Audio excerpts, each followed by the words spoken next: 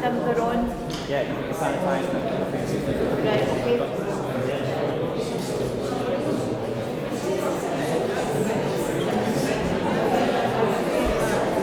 Oh yes, absolutely. Here to celebrate occupation. So, hello everybody, my name is Fatima.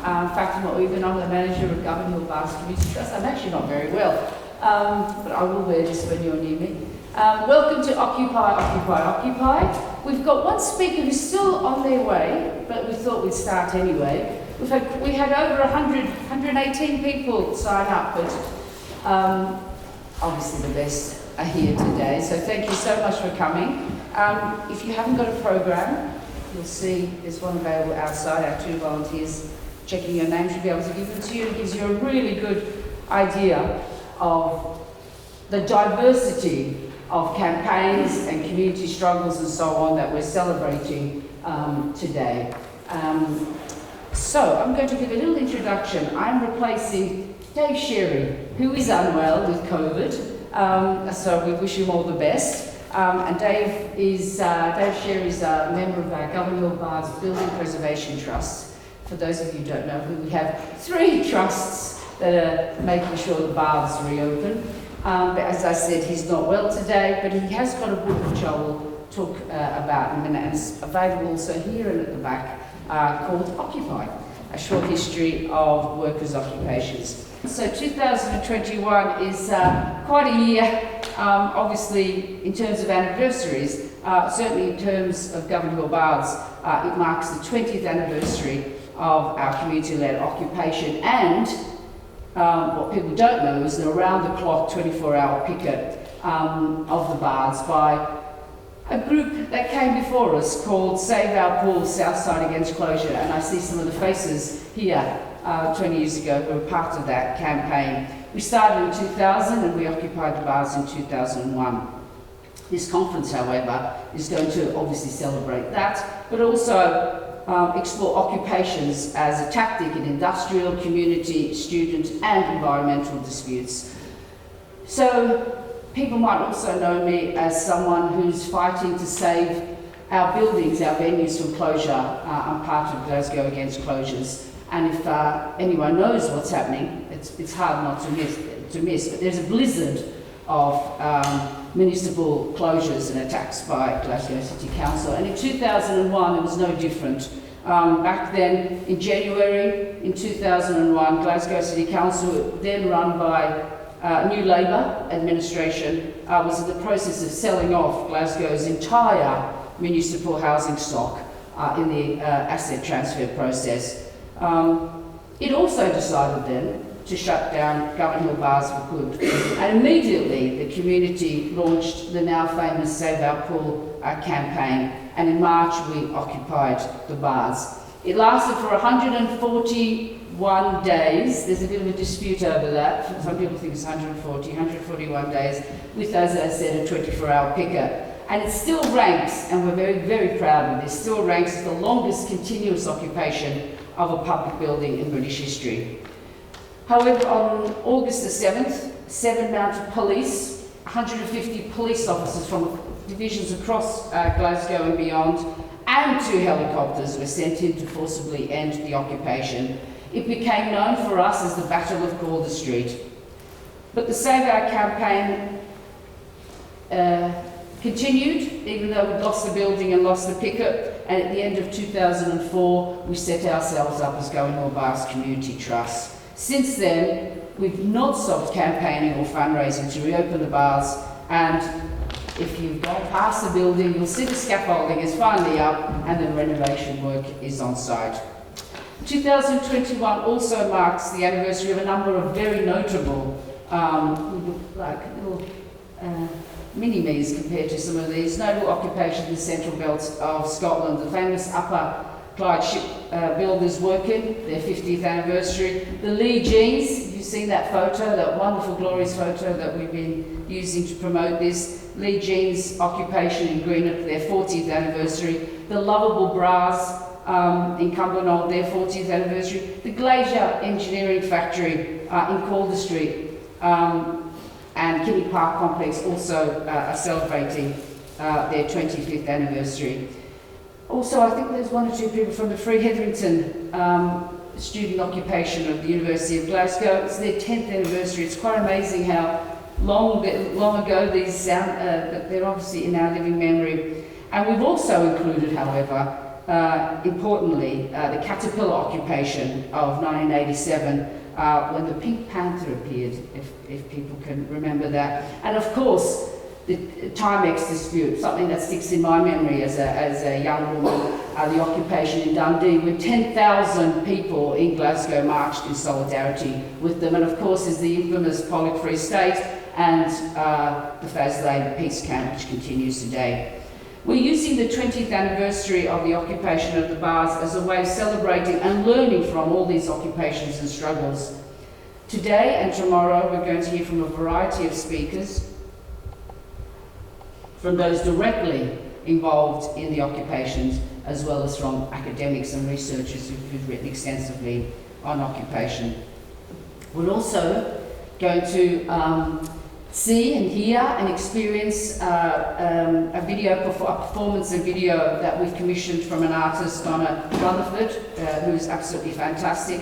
And we'll also be launching, very excited about this, the Govanhill Baths Occupation 4-page comic strip by Magic Torch Comics, which is going to kickstart a phenomenal, and it's going to be phenomenal, graphic novel covering all the occupations of the conference, and it will be published in March next year.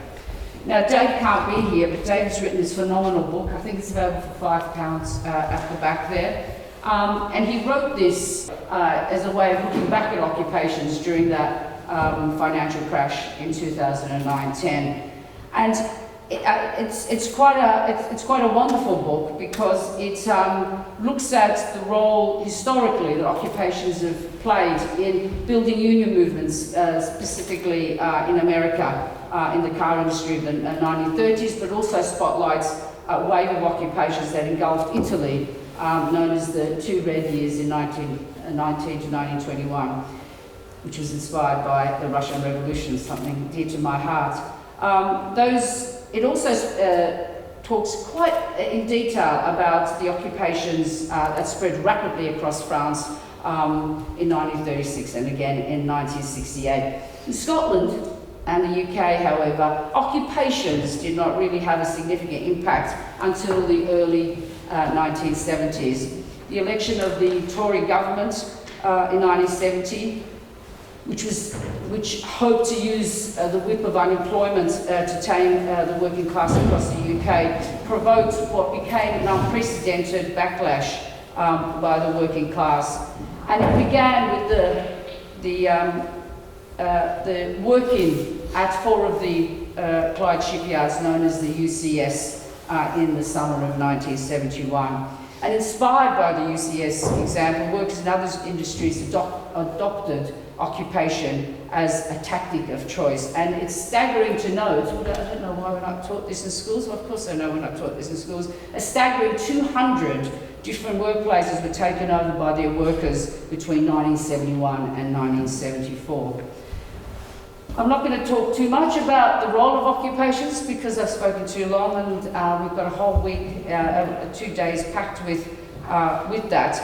But I know there's some people here who took part in occupations. We're really, really excited to hear your stories because if you don't tell us, no one else will. It's really important that we share and celebrate our experiences as workers. So I'm going to leave it there, and I'm going to introduce, thank you for putting up with my very weak voice there, I'm going to introduce our wonderful archivist, Paula Larkin, who's been responsible for this conference, and she's going to introduce the speakers and actually give you an introduction for what's planned ahead for the next couple of days. Thanks, Paula. Hello, yes, thank you so much for coming along. I'm really excited and it's finally come this day. This is kind of the culmination of a whole year of events that have been celebrating the 20th anniversary. And one thing in particular that you might be interested in is we've got it online at the Govanhill Baths Community Trust YouTube, and it was a talk by Jonathan Charlie on our right to the city, and it kind of traces back to the Paris Commune till now, so you might want to check that out at some point. But straight away I'm going to introduce the first speaker. So the way we're doing it is we're having a couple of speakers and then a Q&A. So first of all we have Upper Clyde Shipbuilders, and then we're going to have Timex, and then we'll have our Q&A there. Okay, I'd love to introduce Bill Knox and Alan McKinley.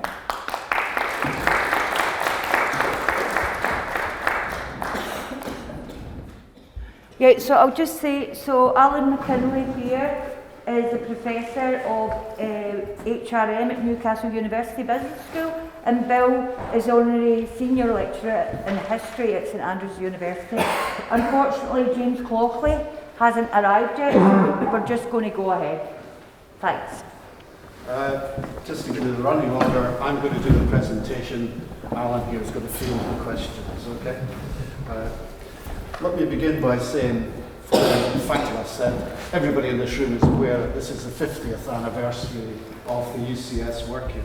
And as an occasion, it allows us to look back and to re-examine the working and its significance for other movements and our history.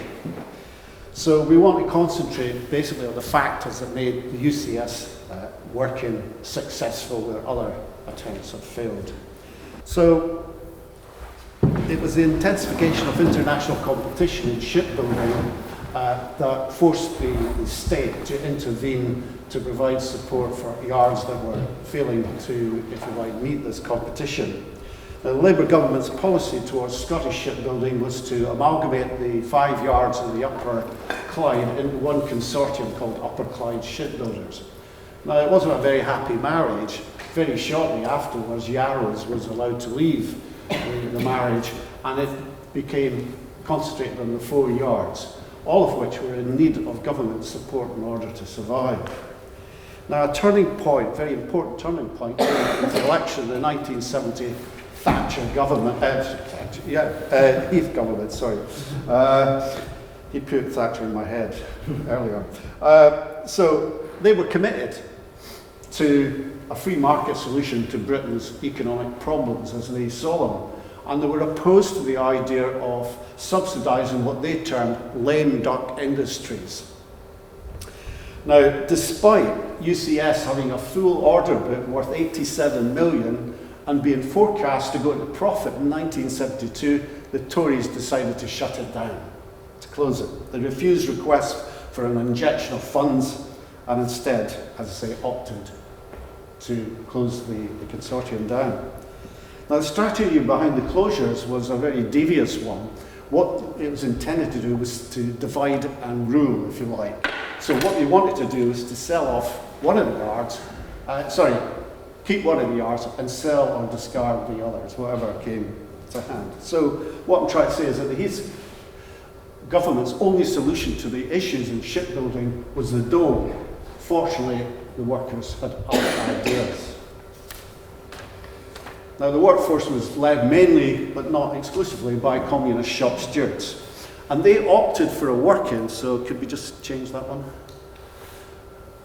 They opted for a work-in, not a strike, not an occupation. And Jimmy Reid provided the logic behind the idea of a work-in rather than, as I say, as a strike. He says, to quote him, "It was the only logical, effective form of opposition to closure. Strike action was unthinkable. We'd have left the factory, the yards, and that would have delighted the government because they could have put the padlocks on the gates. So that was it. We did consider a second strike, but I reckoned that was far too negative. And we had an enormous order book, plenty of work. And the logical thing to do was, why not work in? Why not keep working? So that was the logic that the stewards employed for the idea behind the work-in. And by choosing, I mean, it was a stroke of genius, if you like, by choosing to call it a work-in, not a strike, not an occupation, they avoided the negative kind of comments from the tabloid press about strike-prone workers, lazy workers, whatever. But I think the important point is that from the outset, the work-in was more than simply an industrial strategy. In fact, it was also political. If you like, it was a moral political project that questioned the purpose and ethics of the market and the neutrality of the state. However, convincing the Tory government to change track was an enormous challenge, particularly since it had committed itself to this free market solution to Britain's woes. So the strong would survive, the weak would go to the wall. And so it's a kind of survival of the fittest policy. So the stewards realised that this was going to take time. You were in this for the long haul. There was no short-term fix. You weren't going to change the government's mind overnight.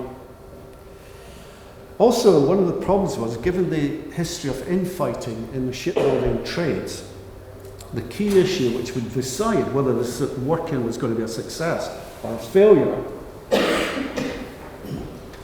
was solidarity. Because if you think about it, until the work-in, every sectional strike in shipbuilding was at the expense of other workers and other trades. The work-in was different.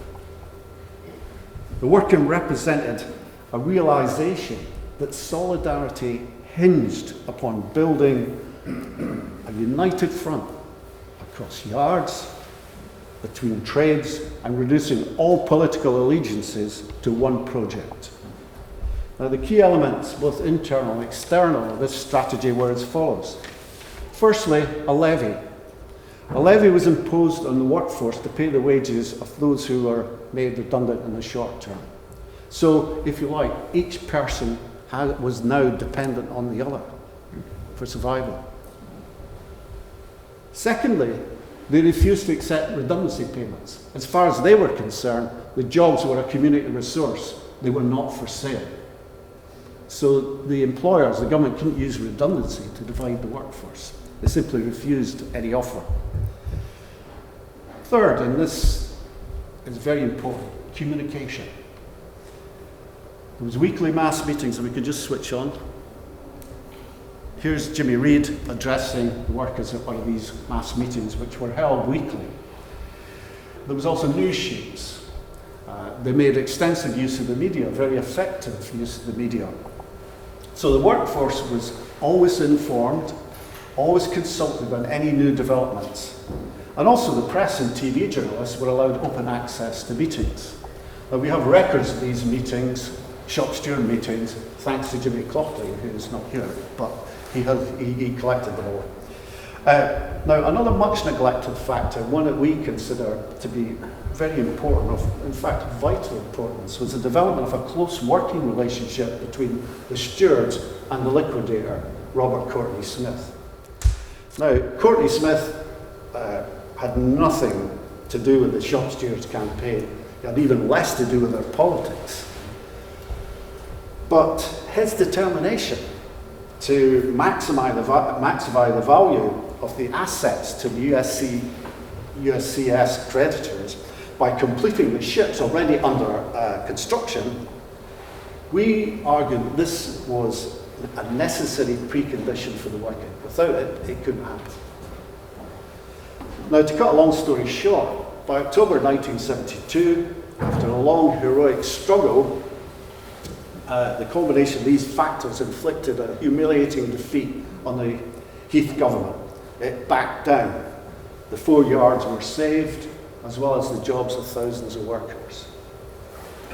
So let's assess what had happened here. What were the achievements? What were the limitations of this particular industrial struggle? Firstly, the UCS, and I think Fatima mentioned that it gave, if you like, other workers a novel way of combating redundancy. As she said, between 1971 and 75, actually, there was some 200 occupation by other workers, inspired by the events on the Upper Clyde. Secondly, by broadening the struggle for jobs into a wider campaign against the Heath government and its industrial policies, the UCS example helped to galvanise the British trade union movement, and it also spawned all these right-to-work marches in the 1970s. Thirdly, it undoubtedly turned Jimmy Reid, book here, okay. It also turned Jimmy Reid from an obscure local trade unionist into one of the most visible and lauded men in Britain. Also, the UCS and its ramifications led the Labour Party to, in opposition and in government, to favour a policy of nationalisation of shipbuilding, which occurred in 1977. Also, the framing of deindustrialisation as a distinct economic problem in Scotland strengthened the Labour movement's support for Home Rule. And that was witnessed in the cross-party Scottish Assembly, which met in Edinburgh's Usher Hall on the 14th of February 1972. So the working achieved all this. And undoubtedly, for the workers themselves, those that were involved, it constituted a victory of sorts. But the euphoria of the moment shouldn't blind us to the limitations of the struggle. Now, let me list some of these. Firstly, the level of politicisation brought about by the working. I would argue that was limited.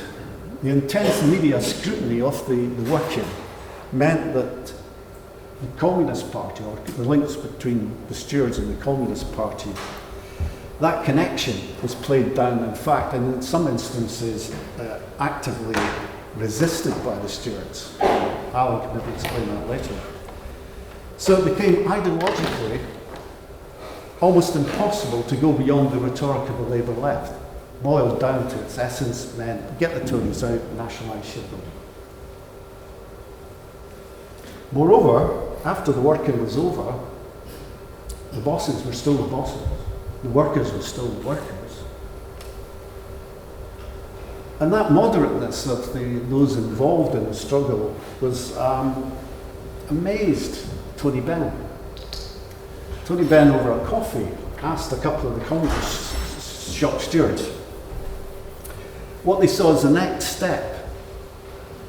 All they asked for, to his amazement, was joint production committees in which decision-making would be shared with management. Incredulous, as I said, Tony Benn replied, "Surely you want more than this?"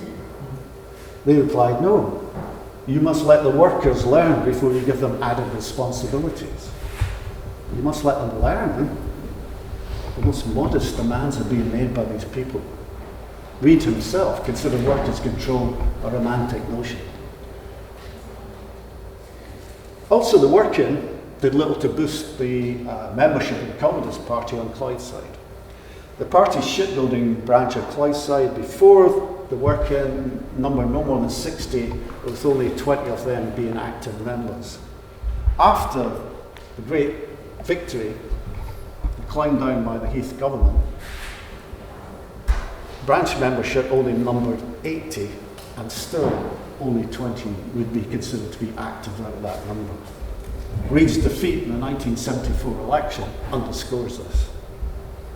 In terms of solidarity, the unity of the working was at best precarious. It was severely tested in September 1972, when the most powerful group of workers in shipbuilding, the Boilermakers, were prepared to place the whole venture in jeopardy over the question of a few days' back pay. The Boilermakers showed their recalcitrant side by opposing the reintroduction of the 50p levy in order to support those continuing working at Clyde Bank until Marathon, the American firm, could re-employ them at the end of the year.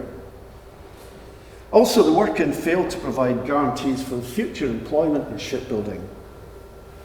By 1977, as I said, British Shipbuilding had been nationalised as British Shipbuilding PLC.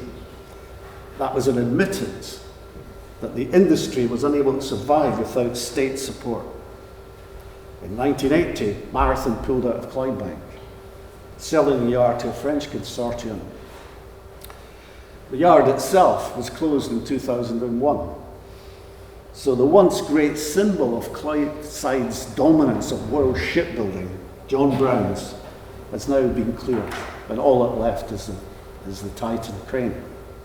As David Torrance, one of the stewards, said, we might have won a great victory in 1972, but we didn't necessarily win the war. So what is the legacy of the working for us today? The defiance showed by the workers against the supposedly unanswerable forces of the market gave a lead, as we've seen, to many workers in the same position.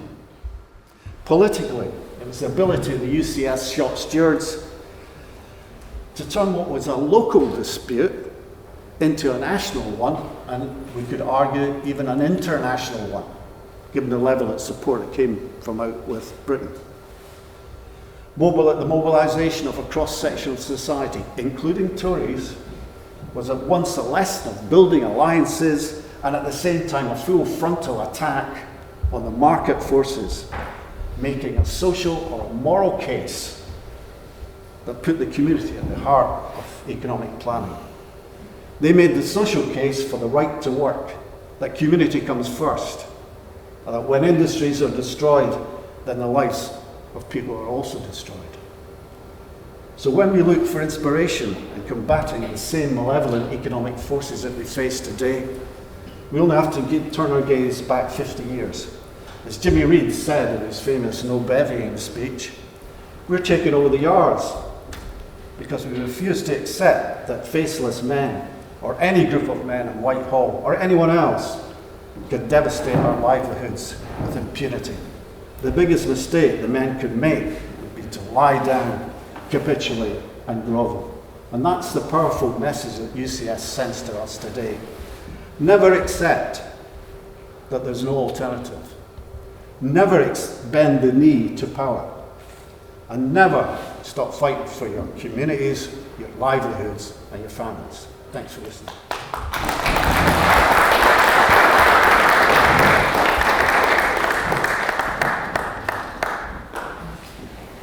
This is the Solidarity March from Glasgow in 1971. And you see Tony Bender right in front, and Jimmy Early, and Vic Feller, who was the secretary at the time, and Reed himself, of course. Move on. There were a man, Robert Smith, with a shoulder hat, but I think it should be very dark. He's known as Dapper Dan. That's it. So I think we'll just go ahead with Q&A. Hi, does anybody have any? Yeah, I'm just really interested in the historical context of UCS work and the political dynamics of the day, and kind of juxtapose that to where we are today. Clearly, in the early 70s, we still had the post-war consensus with strong trade unions who were determined that they would work on behalf of their members to get the best pay conditions they could, and that there would be no return to the hungry settings, that people who had fought against fascism for a better life, and that better life was broadly accepted that the masses were entitled to by both, even the right-wing Tories and obviously the Labour Party. Now, that gave working class people some sort of sense of empowerment. Since then, of course, we've had the total deindustrialisation of Scotland, and we now face, a government in Westminster who are very right-wing, cracking down on any sort of dissent within society with the new Policing and Sentencing Courts bill. They're also trying to, adopt the tactics of Republicans in America in terms of vote suppression and so on. And we're in a very dangerous moment, a very authoritarian moment. And against that, we've got an administration at Pollok that seems to be just focused on management of Scotland and making very incremental and very modest steps in terms of progressive politics. But when it comes to an industrial strategy and actually, giving Scotland, which still has, because of the North Sea, a considerable amount of structural and engineering expertise, a head start in building a greener, cleaner economy, they're not prepared to in any way support indigenous industries, and we've seen that with a lot of the wind farm work going abroad.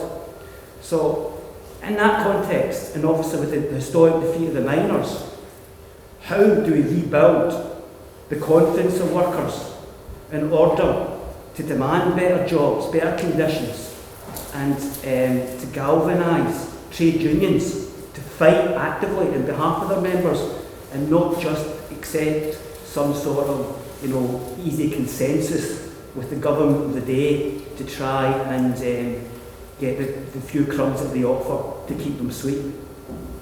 Thank you, John. Well, let me, that final part about how we repoliticise industrial strategy questions at class and so forth is really a question for all of us rather than for, specifically for Donna. So I'm sure that will be something we return to over the next sort of 2 days. There are two things that I can answer, I can address. The first is that notion of the historical context of workers feeling empowered and so forth. Again, I think it's too easy to sort of put this as just down to full employment, as workers feeling empowered simply because they had a position in the labour market in the 1950s and 60s, and that was starting to stutter by the 1970s. Well, let me just explain what I mean by that. The first thing is that worker organisation inside the factories, especially on Clyde side, and in Dundee, because I know we're going to have a Timex colleagues joining us directly, were built from the grassroots. They were built factory by factory, section by section, by workers who were new to industry, certainly in the cases of Timex, women largely who had joined factories, whereas previously they might have worked in jute mills. And those factories were built from the ground up, so it wasn't an automatic progress. It took activism of a kind of day-to-day, a fairly relentless push against supervisors in the first instance, then management, and then negotiation at a kind of a corporate level almost. So that sense of empowerment wasn't simply derived from full employment, not at all. Nor was it necessarily just about workers who had already had inherent strength because of their craft or their trades. This was new workers in clerical work, as I mentioned, some of the workers in Timex and NCR and so forth in Dundee. The same. These were built collectively from the bottom up first. They were certainly not built from the top down, not at all. Second point is that you can actually argue that by the time 1971, 72, if we're looking at shipyards, especially in Glasgow, the high water mark, if you excuse the expression, was for shipbuilding was in 1956. Port Glasgow was the biggest single percentage of world shipbuilding anywhere in the world. So there were more ships built and launched in Port Glasgow and Greenock than there were in the whole of America. Just think about that for a second. Japan wasn't on the horizon, not far less South Korea. What you had after that was employers who simply sucked money out of the yards, who used state investment to modernise as a way of subsidising. Even if they sold ships at a loss, they did it in order to trade, just to continue money coming through. So revenue was prioritised over profit. Margins were undoubtedly slim, but the capital and stock, the machines such as they were in the shipyards, were antiquated, absolutely antiquated. These had been amortised 50 and more years before. So one of the great shipyard managers, John Ranney of John Brown's Clyde Bank, he was going absolutely mental during the middle 1960s because he was saying that the employers were being paid in order to introduce more refined welding techniques. But he just counted the number of welding rods that were being used, and he realised that they were taking the money to buy the equipment, but continuing with the old-fashioned forms of work. Yeah. So these were not just unscrupulous. These shipbuilding families, and they still live in Perthshire, they live in Kilmacombe and whatnot. These are still here. They sucked money out of that industry for decades. Okay. So when UCS was built, it was to modernise the infrastructure, the production techniques, the skills, and the trade union organisation as well. It was to create a single shipyard workforce. The Communist Party were great supporters of this because, of course, at a stroke it eliminated sectional divisions. So Jimmy Reid's great sidekick, a man called Airlie, he told a great joke about wasn't it what team you supported if your daughter was coming with a new boyfriend? It was whether you were a boilermaker or not. Because if you're a boilermaker, they really didn't want you in the house. Right? So that's the sort of quality of the divisions that we're talking about in these shipyards. So that ambition, that political reach to kind of create a solidarity which lasted in such adversity for such a long time was no mean feat. Okay? It was really an enormous political act. And as Bill mentioned, It was a political project which they knew they could not win a short, sharp battle. They had to stretch out because they knew that the Heath government simply didn't have the political bandwidth to attend to the EU and membership, the prospect of a miners' strike, and deal with uppity shipbuilding shop stewards in Glasgow with cheeky grins and kind of insubordinate. They couldn't cope with that, and that's exactly how it turned out. They simply didn't have the political bandwidth for it. If we're talking about now, though, it seems to me it's completely plausible to say that was almost the last great hurrah of industrial, male, working class Scotland. That was the forward march of Labour. If not halted, then it was on the verge. That was its last big shout. Yeah, that's a big statement. So you can roll forward 20 and 30 years. We can look at the strikes and the disputes of mass trade unionism that happened in Timex in the early 90s and so forth. But we never have the bargaining power that we had then for all sorts of reasons. First, the skill base of the Scottish manufacturing has been decimated over decades. We know this. And I'll mention that. I'll come back to that in just a few moments. Second, the types of contracting that we have with workforces is now much more complex. We simply don't have a workforce and confronting an employer. If you think of Amazon, you've got people in a variety of different contracts, so it becomes very difficult to unionise and organise inside places like Amazon. Not least because people are working as self-employed. Yeah, they're working in short shifts. They're expected to work for no more than 18 months inside those companies before they leave. So how do you incentivise somebody to say, if you join the union, we'll make it good for you, or if you stick with us for 10 years, we'll build a better form of employment. Why would you do that when you're already getting £2 an hour better as a 19-year-old, better paid as a 19-year-old, with no illusions that you're going to be there for 10 years?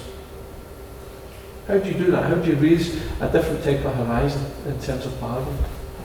In terms of the sorts of questions about how we change the tone of industrial strategy in Scotland, how we raise questions of skills as a valuable thing for individuals and a collective resource, I think that's absolutely fundamental. I've done some work with Unite over the last couple of years, but what happens to the redundant engineering workers from Rolls-Royce? We ran surveys with what happened, where do you want to work after you've left engineering? And something like 2/3 of them said, we would like to work in renewables. And there was all sorts of difficulties with that. First, they had no contacts in renewables. Secondly, renewables in Scotland employ less than 10,000, less than 8,000 people. Thirdly, the credentials that you have as a skilled aerospace engineer don't transfer across into renewables. Fourthly and finally, guess what? You need to take half wages. You'd be dropping down from something like high 40s to middle 20s in terms of earning. So if we're serious about an industrial strategy and using the skills base of Scotland, then we have to recognise that these are structural issues that can and should be dealt with by the Scottish Government. On that point, the National the Aerospace Committee, which was set up by the Holyrood Government, met 3 times and then considered its job done. The job's barely started, it seems to me. So yes, we've still got pockets of real depth in terms of skills, but we have real problems, structural problems, in how we migrate those into emerging industries. Rolls-Royce itself, I'm talking about a year ago, in Chirin has been a place where they could build a mini nuclear plant. They're talking about the sorts of mini nuclear reactors that use in submarines would be produced into mini nuclear stations, and the technologies would be developed and used by, made by people who worked in aerospace, because that's kind of what they've done anyway, making turbines and whatnot for generation plants, nuclear power plants. But Rolls-Royce corporate plan is something like 10 years out from now. So in other words, we've got 10 years of those skills seeping out of the industry, being lost and very difficult to replenish, very difficult to revive. So again, you're right, absolutely right, John. We've got a really complicated political problem and a really complicated practical problem about how we actually use the skills we have effectively in terms of the Green Revolution.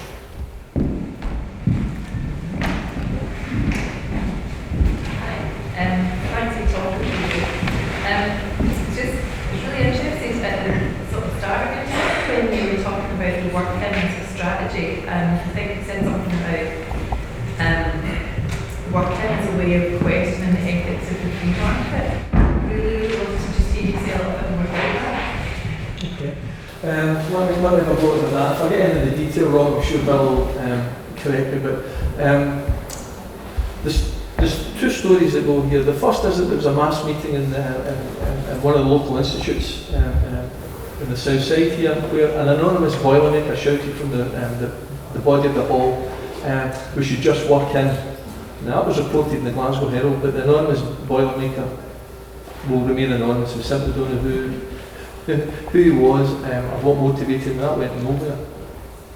So the idea of the work in, as Bill said, it was later understood as a kind of rational answer. You simply can't leave them strike because that would leave them to padlock the gates. But can you occupy? Because occupy will bring us, the police will come in. It will be a riot.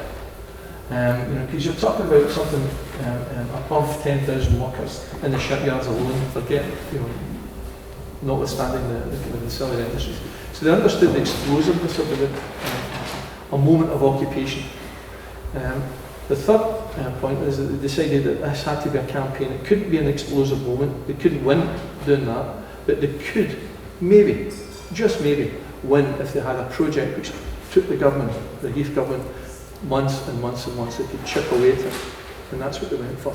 Where they went for it, and this is my personal favourite story from the research we did, is they met as a group of communist stewards. They met in a tenement flat in Clyde Bank, and they over camp coffee. So I don't know if most folk will be old enough to remember how horrible camp coffee was with chicory and whatnot in it. They hashed over what could they possibly do?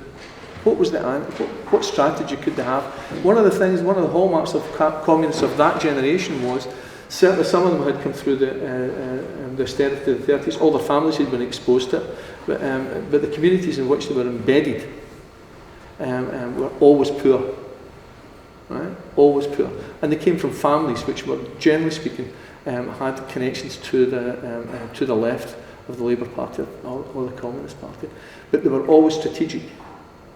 It's not about how you win every fight, but it was about how you politicise every fight when you can. But you're conscious of your authority. You don't want to lose, because if you lose, you're costing people's money and you're losing your self-credibility. So each fight is not thought of as in its own terms, but it's thought of as a kind of wider pattern of authority, if you like. You have to sustain that. Sustain the organisation, sustain your political authority. So back to this Clyde Bank tenement. The young girl, and I've forgotten her name, the daughter of the house, she was like 14, and she was sent to get extra long sausages and square sausages and rolls so that they could have that with a camp coffee. When she came back, the men had more or less, the communist students had more or less decided that they were going to organise a work-in. And this young girl decided that she was going to give up the money that she had saved for going on a school trip to France into the first donation of the work-in fund. So, which I thought was just wonderful. But it was also the germ of an idea, which is we have to reach out beyond the shipyards. This can't be just defending jobs, boilermakers' jobs, engineers' jobs. Important as that may be, it has to be something which speaks beyond that. Beyond that, in terms of generations, in terms of gender, in terms of place, we have to speak far beyond the shipyard gates. It's not just an industrial dispute. And that was, again, an important ethical question. Why it didn't go as far as it might do, I think Bill's right. The questions of right to work, the ethics in the market, the role of the state, these were questions which were raised, addressed collectively, but they were not pursued. They were not pursued. That was the limits of UCS. They were able to raise these as very important issues, but they were not able to sustain that. Partly it was because the politics, they maintained a popular front. It wasn't an illusion, it was a very real popular front in terms of how the shopstewards led themselves, but it also denuded that leadership of a very distinctive political voice, it seems to me. So that was the limit of UCS in terms of that kind of ethics in the market, it seems to me. What's with the Boilermakers? I feel as if I should know this, but what's with the Boilermakers? The Boilermakers were the men who shaped Yeah, but why were they so stroppy? Well, why they were so stroppy? For a large part because riveting and welding is hard and dangerous work, but it's not especially skilled. Welding can be, but it's not especially hard. Second thing is that, and I think there's truth in that. You can trace this language back to the 19th century. Skill is a form of property. It's the same as your house. It's an asset you've got. You train for it and you do an improvership, which could take you 7 years perhaps. And after that, you've got a right to realise that investment. An employer should not be able to deprive you of that, the fruits of that investment, if you like, in the long run. So defending a trade, stroppy boilermakers, was a defence of property. So they were a bit high up in a They were the kings of the river. That's how they saw themselves anyway. That was disputed, of course. Everybody poked fun at the Boilermakers. Okay, that's great. Thanks so much. We're just going to finish that there just now, and we're very glad to see that the Timex folk are here. So thanks very much, Bill.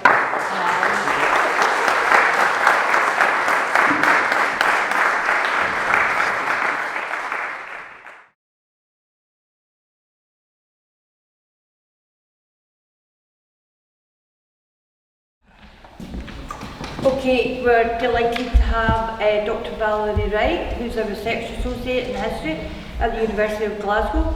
We've got Gordon Sampson, who is a union convener at the occupation, and we've got John McCallion, an ex-MP, who had a strong support for the occupation at the time. Okay, so good morning everyone, thank you for having us. As Paula said, my name is Valerie and I'm a historian based at the University of Glasgow.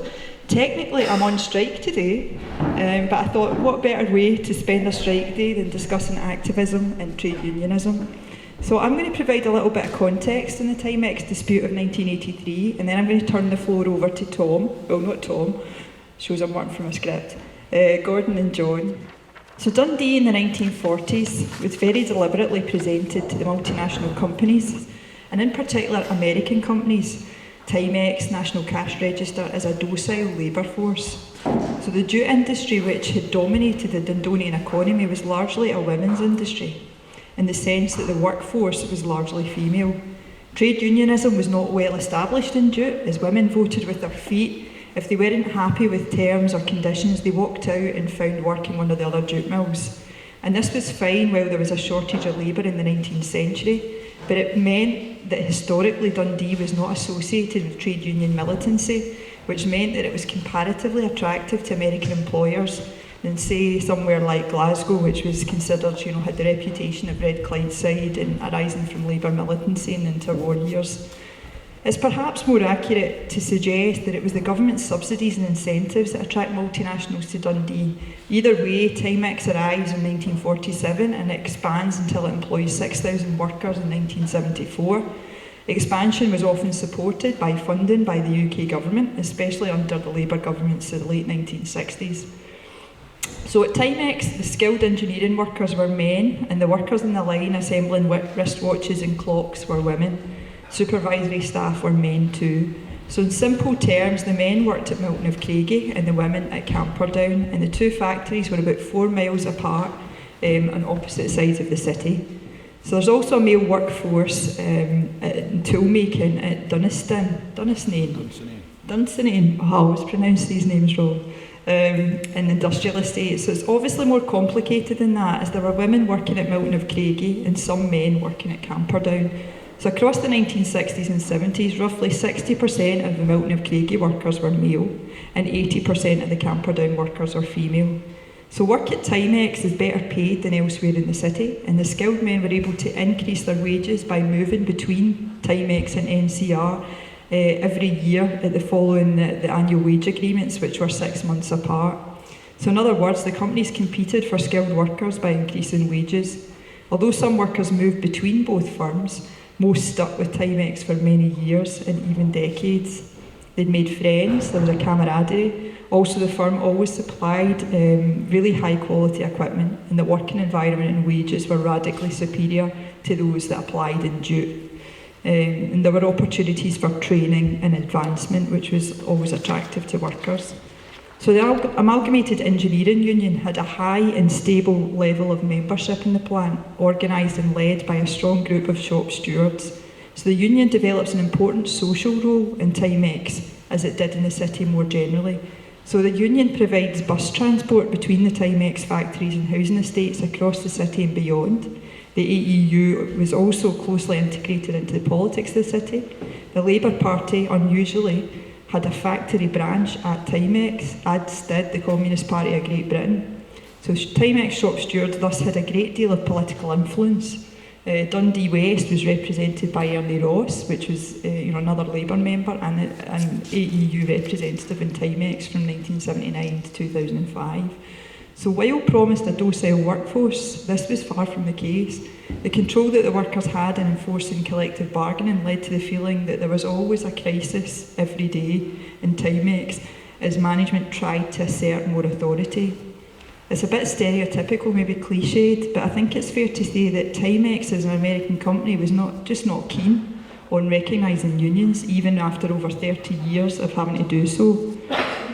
So this all comes to a head in 1982-83, when Timex management decide that they're no longer going to produce wristwatches in Dundee. So the female workforce was to be retrained to continue the company's expansion into electronics. This involved the production of home computers for Clyde Sinclair and subcontracting for IBM in Greenock. Although the movement from watches into electronics had been incremental from the late 1970s, when a new management team takes over in the early 1980s, led by Barry Lawson. Barry Lawson came to Dundee boasting of happily managing production for Philips Electronics in Chile after Pinochet's coup in 1973. So this wins him absolutely no friends in Dundee. And Lawson's express aim was to move establish Timex as a successful electronics company. So workplace tensions increase under Lawson. He suspends 5 shop stewards for poor performance, which results in a week-long strike in 1982. After that strike in November 1982, 1,200 watch components makers, predominantly skilled men, are laid off for a month at Milton of Craigie.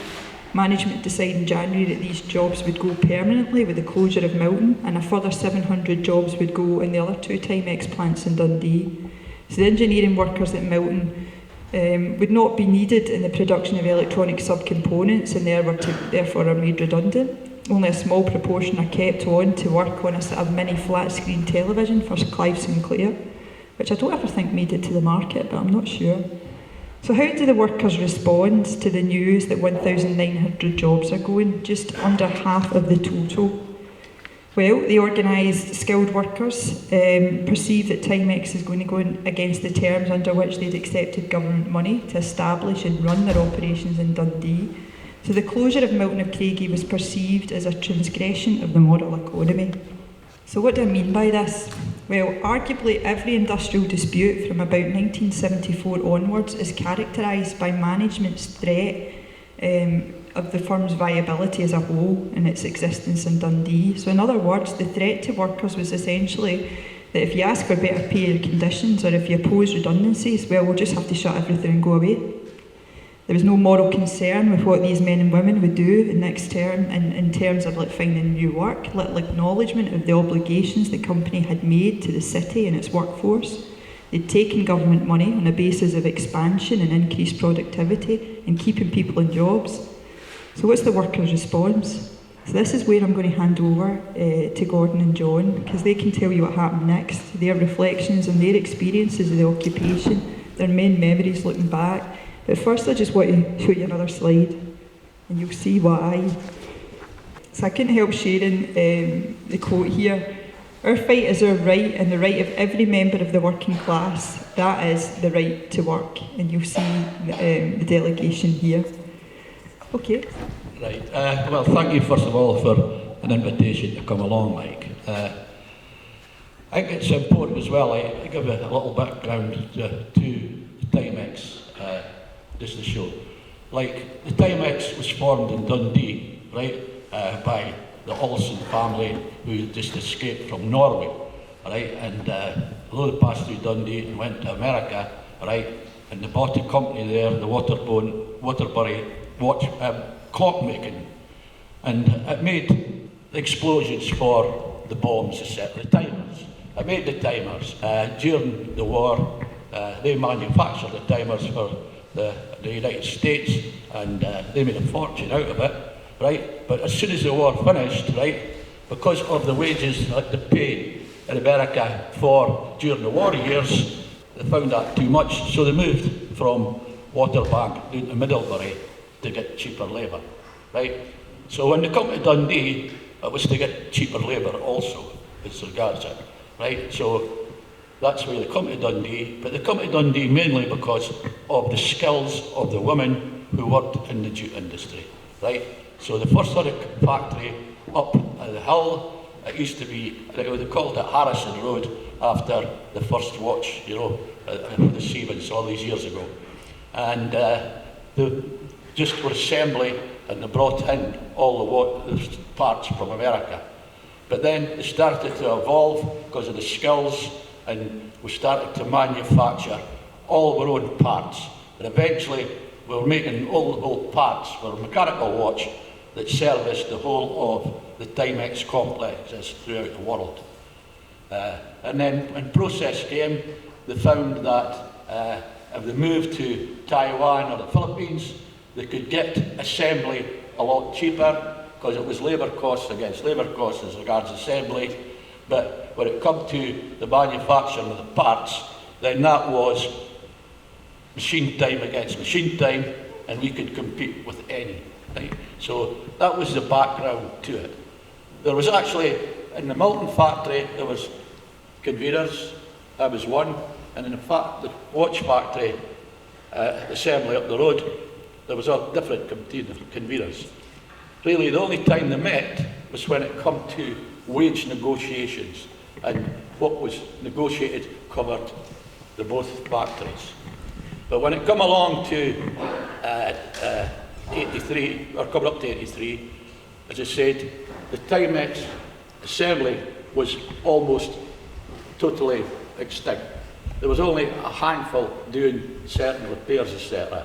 It was solely done manufacturing of computers for Sinclair, where down in the Milton factory, it was still production of parts. So along came management out of the blue and says, well, I'll give the background to maybe certain things leading up to it over the years, right? But in 1983, they came down and says 1,900 redundancies, and we'll have discussions over the 90 days. So we started certain discussions. But after the 90 days, management says, right, the redundancies will start, and you give a pre-date, 4 weeks. So it was the April holidays, but we'd already been planned, everything was locks, keys, everything was ready to just. So on the night of Friday, when our night shift walked out, at 9 o'clock, hundreds walked in and occupied the factory and locked down the whole establishment, glues in every place they wanted, right, etc. And that was the start of the occupation. And we were campaigning right throughout the country as regards retaining the UK watch industry, because there was still watches to be made, right, as regards the case backs and all these other things. And we put alternative plans forward. Even years before that, we put forward that the digital watch, we should be going into that. And management says, it's only a gimmick, I'll no catch on. Right, so that was a fact of life. But we still had an offer, a package that we says we could have retained. And that was rejected. So the campaign started. I was invited down to the Grosvenor Hotel for an international round table. Mr. Devitt was meant to be present, but he never turned up. It was his wee lackey that turned up, etc. And we were able to put forward an argument there. We got certain funding for turning up there, and that went into the dispute point. But at the end of the day, it came to a situation where they were going to go ahead with the redundancies. So as we say, we'll occupy the factory. And that was for 6 weeks. But during that period, right, full-time officials, right, had met down in London and reached an agreement. And they brought that agreement back to Dundee. And it was signed by Gavin Laird, it was signed by Ken Gill, and it was also signed by Harry McLevy and Norrie McIntosh. And it was like peace in our time. So they brought that in, and the shop stewards met with it and rejected these proposals because it was saying that if they did not get the voluntary redundancies within that period, then we'd be allowed to declare compulsory. And we were opposed to that. So there was only one shop steward who voted against it. They came to then a mass meeting and they put the same forward there. The shop stewards put the argument for rejection, and there was only 5 people voted for that acceptance. The rest voted to continue. But when you see officials of that ilk, right, and the debates on the district committee, you knew that maybe our days were numbered and we should see if we could get an alternative. So through the district committee, we were able to local management to get an agreement, and that agreement was there'll be no compulsory redundancies. So based on that, we were able to return to work. But after 90 days, management came along and says, we are now going to impose that redundancies. He says, oh, you're not. It's not compulsory. And their response was, national agreement that we entered, they signed off, supersedes a local agreement, and as such, they're going to go ahead. So that was the proposal. So we demanded a meeting, right, and we got a meeting down in London. And at that time then, we had a new executive councilman, and it was Jimmy Early. And he was in place of Laird. So we went through it, and management says, we've got an agreement, and it is for compulsory redundancy. And Early turned down and says, oh, we're opposed to compulsory redundancy. Our policy is, right, this union will support members who oppose compulsory redundancy. So we're against that, right? So they says, we want an adjournment. So they got their adjournment and they come back, and the response was, we want to adjourn this meeting until tomorrow because tonight we are meeting with Mr. Laird and Mr. Duffy to discuss that, right? And our opinion is, oh no, for goodness sake, Neil, right? And I've got to say this, is right, you could criticise Jimmy like a lot of things, but his response was, he says, no problem you going and meeting with these two gentlemen. He says, but let me tell you something about the AAU. He says, we have got 8 divisions, right? And we're like the mafia. Nobody but nobody will interfere from one division to another. It's up to this. He says, so off you go. Right? So that was it. The next day, they come in and they says, we've got to apologise. Our Mr. Lawson took ill last night and had to fly home for medical reasons, and as such, we would like to continue these discussions back in Dundee. So at the end of the day, it never took place as regards the compulsory redundancies. But unfortunately, right, the watch industry went. It was nearly great, better mechanical watch now. It went. The package that we put forward went. The Nimslow camera, which never worked but went to Japan, and the dry up of the computers. It became then an electronic company, but all the time there was no compulsory redundancies, but they were still able to reduce the workforce through voluntary redundancies and paying quite considerable packages. And then in 1993, well after the occupation, they manufactured short time It was all the shop stewards that were laid off, except 2. Therefore, the members took a decision that would go out until they got a better understanding. And as you're aware, that strike lasted for a year. After 90 days, everybody was paid off. There was bussing labour in, etc. And finally, they didn't have the skills that the workforce had, right? So they came along and made an offer. At that time, the wages of the electronic companies were about £100 a week, right? So they wanted Timex to come down to that £100 a week. It would have been about a reduction from £60 to £40, right? Now, if you had to fight all your time in Timex over the years to get an agreement and to get the money, then there was no chance whatsoever that the Timex women and men would accept that time of that much a reduction, and therefore the plant closed. They moved it out. People were still trying to picket a shell, right? At the end of the day, I had to come to a conclusion, and that was wrapped up.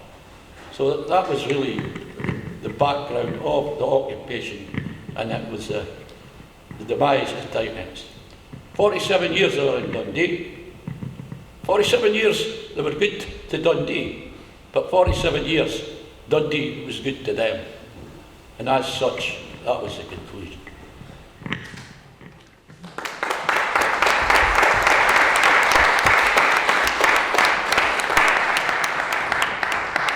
Thanks very much. Just briefly, somewhere between here and Dundee, the lines get crossed somewhere because I don't know very much about the occupation in 1983. I wasn't really involved.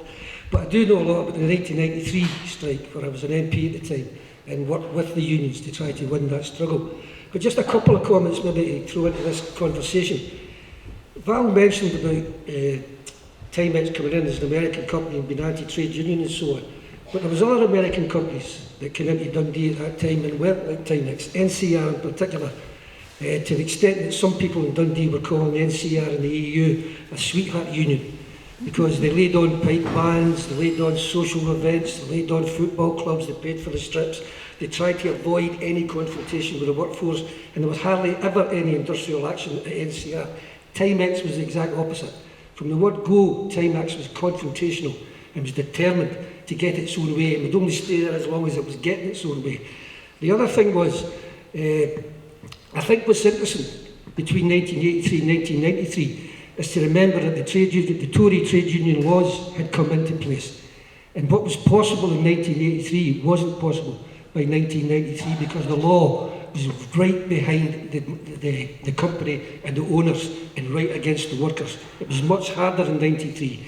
The last thing I'd say about 93 as well was they were able to sustain it for a whole year, because this was one wee strike in one city in Scotland. It wasn't a national strike like the miners' strike in 1984.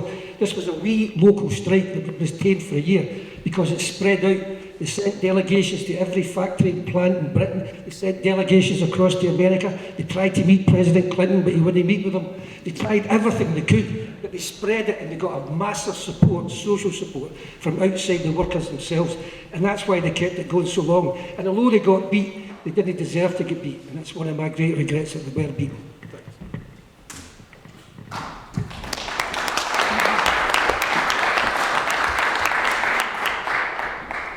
Thanks very much. Oh, sorry. Any questions? Did you get any questions? Well, thanks very much for coming down all the way from Dundee to share your experiences with us. I think you kind of obviously gave us a very good flavour of the industrial relations at Timex and the history of the company. Now, it seemed to me that, you know, the learning point from that for me is it's great to have an educated, skilled and organised workforce. But if you've got a management that's solely focused on the pursuit of profit and maximising revenue, and when there's a downturn, to laying as many people off as possible, then it becomes very, very difficult to sustain those skills and that organisation and the solidarity with the workforce, particularly when we start talking about voluntary and compulsory redundancies, which can obviously divide and conquer. Was there ever any attempt, and can there be any attempt, to get some form of industrial democracy in the workplace, because that to me is the only way of sustaining companies of that ilk, which are facing markets which are changing. And it's clear to me also from what you were saying that the workforce were far more on the pulse about the move into electronics and the new marketplace for those skills. And how do we pressure, what do we learn from that about pressurising politicians, about having an industrial strategy and supporting workers in struggle to make sure that, you know, the funding that likes of Timex got, that they're accountable for that, and that they have got some sort of input to, democratically in an industrial context for trade unions to influence the direction and management of that company. Because if we leave it simply to the managers, we know what's going to happen. They're going to take their ball and go as soon as profits start to dwindle. And obviously you touched on the way that they've exploited neoliberalism to outsource assembly, first of all, and ultimately close the factory. So I wonder if you get any thoughts on that. Well, at some occasions, you know, and you've got to remember, it's 83, right, and that development. Right, there was certain times we did approach politicians. Actually, to my shame, like, it was through here in Glasgow and met with Mrs. Thatcher in a hotel to discuss it, right? And shook hands with her, and it's been a weak hand ever since, like, right?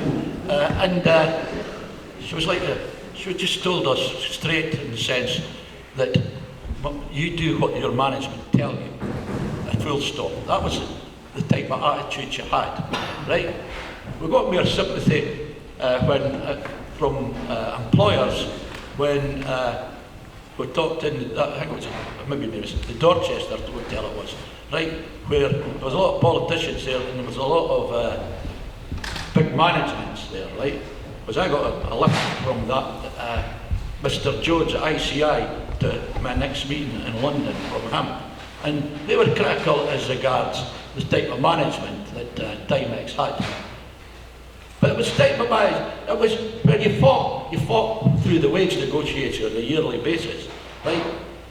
Well, we're one of the best organised factories out, right? We had agreements where the shop stewards had a monthly meeting, and that meeting could go on all day, etc. And part and parcel of it then was you had a half an hour meeting with the membership to report what your discussions were and to report, etc. And our women were quite initiative, because if you went over the half an hour, they would sit in the canteen and wait until you went up to management and say they're not going back until you pay them for that, right? So they were well organised, right, and well politicalised, like. Every Friday, right, we used to look at the Morning Star, right, to see what was in struggle, and that was the collection for that factory. Every Friday we did that, right, and that helped to grow the confidence within our organisations and the support. It was a pleasure to be a convener in that factory with the support you got, etc., etc. But as I say, when it comes to wages and conditions, it was confrontational. But just a little bit as regards it. At one time in Timex, right, in its early days, wage negotiations were dealt with very quickly.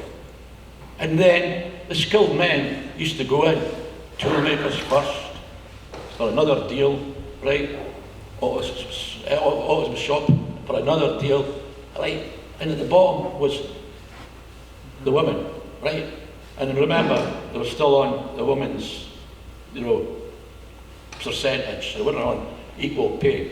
Although we got equal pay 2 years before the implementation because we argued these issues, right? But that was it. And when we went on strike in '75, that was when it was legislation was a freeze. And we went on strike, right, for 3 weeks, right, and got ordered back, right, etc., etc.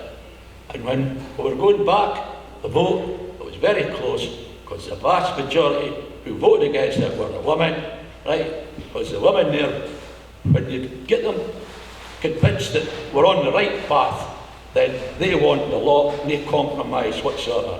And that's become the strength of your organisation. Though I was a convener, our women led the arguments. If you didn't satisfy them, then you had a problem as regards it. But yes, we did argue as regards we should look at other ways and means, etc. But they weren't interested in it at all. Just one more question if anybody's got. I'm just going to see your photograph that way. I don't see any women there. No. Well, as I said before, right, there was two factories, right? Two factories, one Milton, which was dominantly male, right, and one Camperdown, dominantly female, right? And the only time we really got together in these days were at the wage negotiations. Because management used to come along and say, look, that department, they're out on strike, right? Could we get an agreement with you that we can negotiate with them, but on condition that there'll be no other claims against that? We says, if they get that, the rest of the factory will have to get it as well. And that brought them into the fold that it was better campaigning as one instead of 10. So that was the background to it. Yes, and when I stepped down from convenership, it was a female that took over. But unfortunately, right, there was another vote the following year, and she declined to stand. But I'm talking about the power was in the women's hand. Although maybe they weren't there in the numbers as regards the shop stewards, they were definitely there in the numbers as regards when it come to a factory vote. They campaigned throughout the country, and it was them that got the vast majority of finances for the strike. Thanks very much. Thank you.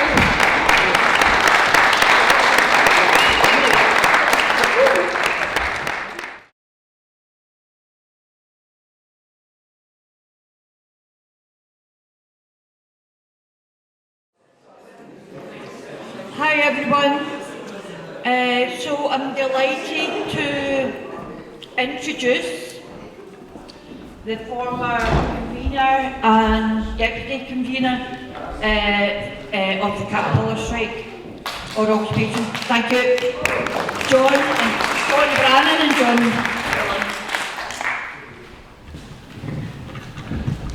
Right, good afternoon, I think. Good afternoon, brothers and sisters, comrades and friends, as we used to say in the good old days. Thank you for your attendance here. Caterpillar was a typical American multinational, brought in considerable expense to the Scottish taxpayer in the 1950s. And it was, by and large, it was an okay place to work.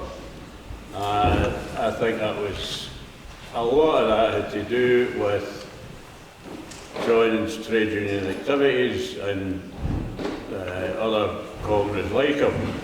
It kept the management on their toes for many a year. There wasn't a lot of industrial disputes as such. Three kind of major ones. Well, one was a 10-week strike to get union recognition. That was a long, hard-fought one.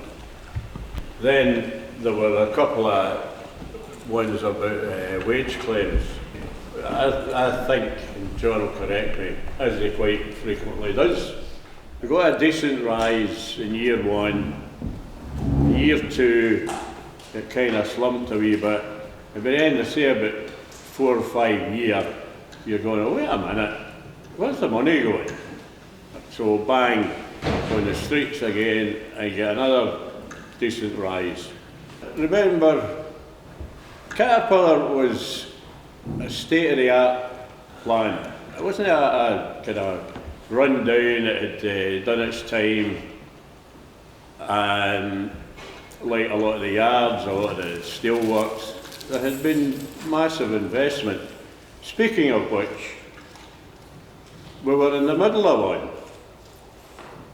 The factory had engineers from Italy installing cutting-edge, state-of-the-art technology. This, I was going to say gentleman, but one of the Tories, so they can't be.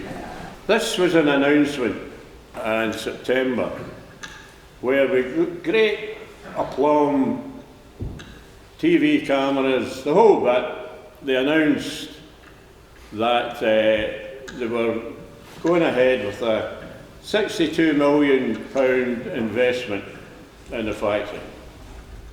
They called it a plant with a future. Rifkind was paraded about.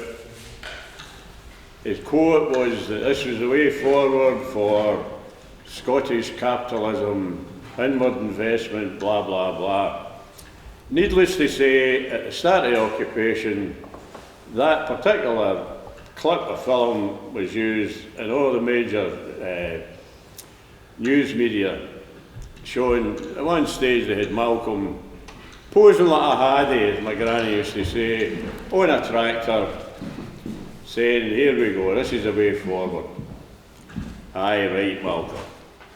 Come January, and John had received a couple of alarming phone calls from the local press, industrial press, for want of a better word, saying that something was awry at the Scottish office because requests for funding were either told forget it or at the very least put it in hold.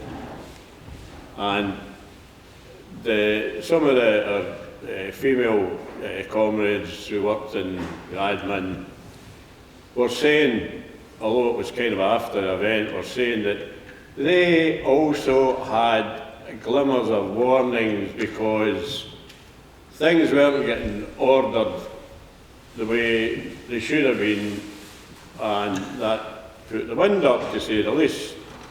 John, you want to come in at yours? You're doing all right. The history is so alike to most factories who face a worry. It was heightened in the Caterpillar for a simple reason. We had this gala day atmosphere in the factory. Everybody was a happy-go-lucky guy. Guys were signing up to buy motor cars for Christmas, thinking of moving out of their house or house into a boat house. Things that they never realised that could ever happen to them. I'm going to buy a house in Bodwell. That's where the Toffs die and the football players and the rest. They were actually putting deposits down to buy houses that weren't built. That was the euphoria that was going on in the factory. They had big notices in every passage in the factory. This is a PWAF, as John says, a plant with the future. New roads, you ask your gaffer a question. They had it all worked out that they were selling the lot. Do anything we want you to do. And the punters were doing it. You know what I mean? If they wanted to put a case for flexibility at that time, when the big argument nationally was that demarcation was killing the industry, which was a lot of crap. The only thing the guys done in Ravenscraig and the rest was eat fish suppers at night rather than make steel. Who made the steel? I don't know in Ravenscraig, but the Daily Record and the Express and every paper you read at that time, workers were lazy. Workers didn't do nothing. All we done was skive. We abused the benefit schemes, we done this and we done that. What a load of crap. Caterpillar were making millions. Steel bosses were making millions. No, that was the thing we were getting told. And here, this wee village in Tunnockside, and the Caterpillar really was full of families. Near enough everybody in the factory could either relate themselves back to being a miner. One guy, Zandu, He related to sail back to being a bus driver and a clippy on the buses because he was ethnic. But in general, the whole place was all ancestors of guys who fought in the pits. You know, and there were heroes, there were local heroes in Turkside, the guys who fought in the pits. Great stuff. I look for some heroes there, and I don't see very many at all. But these guys stood their ground. They used to talk about the right to be wrong. And they say the right to be wrong is you only can adopt an attitude, the right to be wrong, if you accept the consequences of being wrong. These guys accepted the consequences. A lot of them lost their job exercising the right to be wrong. And that's what most people who's in that bulletin there I was reading just before I come up done. They exercise the right to be wrong. Because society says it's wrong to occupy. I can't dare occupy, what's that? That's a nonsense. And thank goodness we can go back to the Earleys and the Reeds the other day who proved that wasn't right. Possession, occupation was the main thing. And that's what we were experienced in the Caterpillar. The Caterpillar done a good job in itself to support the occupation by convincing all these workers that utopia was after Christmas. 62 million quid investment, the government was putting 60 million pound in, jobs for life, for yourself, for your wains, everything was hunky-dory. And I'll pass you on to John to tell you what happened with the consequences of this belief that we had cracked it. Now the new washing machine was coming, the new motor was getting painted the colour you wanted, everything was fine. We were doing looking at the plans in Bodwell to see what your usage was going to be like. And then... Well, on the back of the phone calls that John received, there's something no right here. So we put a leaflet out claiming absolutely no credit for it, but it was an outline of the thinker on it, and it simply said what's going on, what's happening. And we distributed this to, according to the time, and mostly admin and management staff coming in. And they were nonsense, rubbish. It's the 3rd of January and you're causing trouble already, and so on. But as the day went on, we were summoned, we being all the union groups, to the auditorium. Being an American factory, it wasn't simply the big hall, it was the auditorium. And we went in there to be addressed by the plant manager, occasionally known as the Big Yank, or derivations thereof. But he said that my recollection is, and it'll be with me the day I die, was, gee, the plant, the company have a problem, and you are a victim of the remedy. Yeah, well, that's no bad. I thought we were losing our job. So John got me and said, look, on behalf of the workforce, we're demanding that you withdraw that statement, at the very least, till we discuss it and discuss the implications. And no, that wasn't going to happen. Okay. So we had tentatively discussed the options, one of them being, the going to strike, and there was about 18 inches of snow lying on the ground outside, and we decided that, that's not a good idea. There's only so many snowballs you can throw at the scabs can through the picket line. And we then discovered that they were going to the Hospitality Inn for a press conference. So after a wee bit of discussion, we decided, right, what we'll do is, we'll we'll lock the place up. There was maybe a very few in because of the weather, so we gathered just over 100 and said, look, this is what we're planning, but you need to tell us if you're going to go ahead with it. We're going to occupy the plant, shut those gentlemen out, paraphrase again, obviously. And John would invite himself to the press conference and the Hospitality Inn, which over the course of time became the Hostility Inn.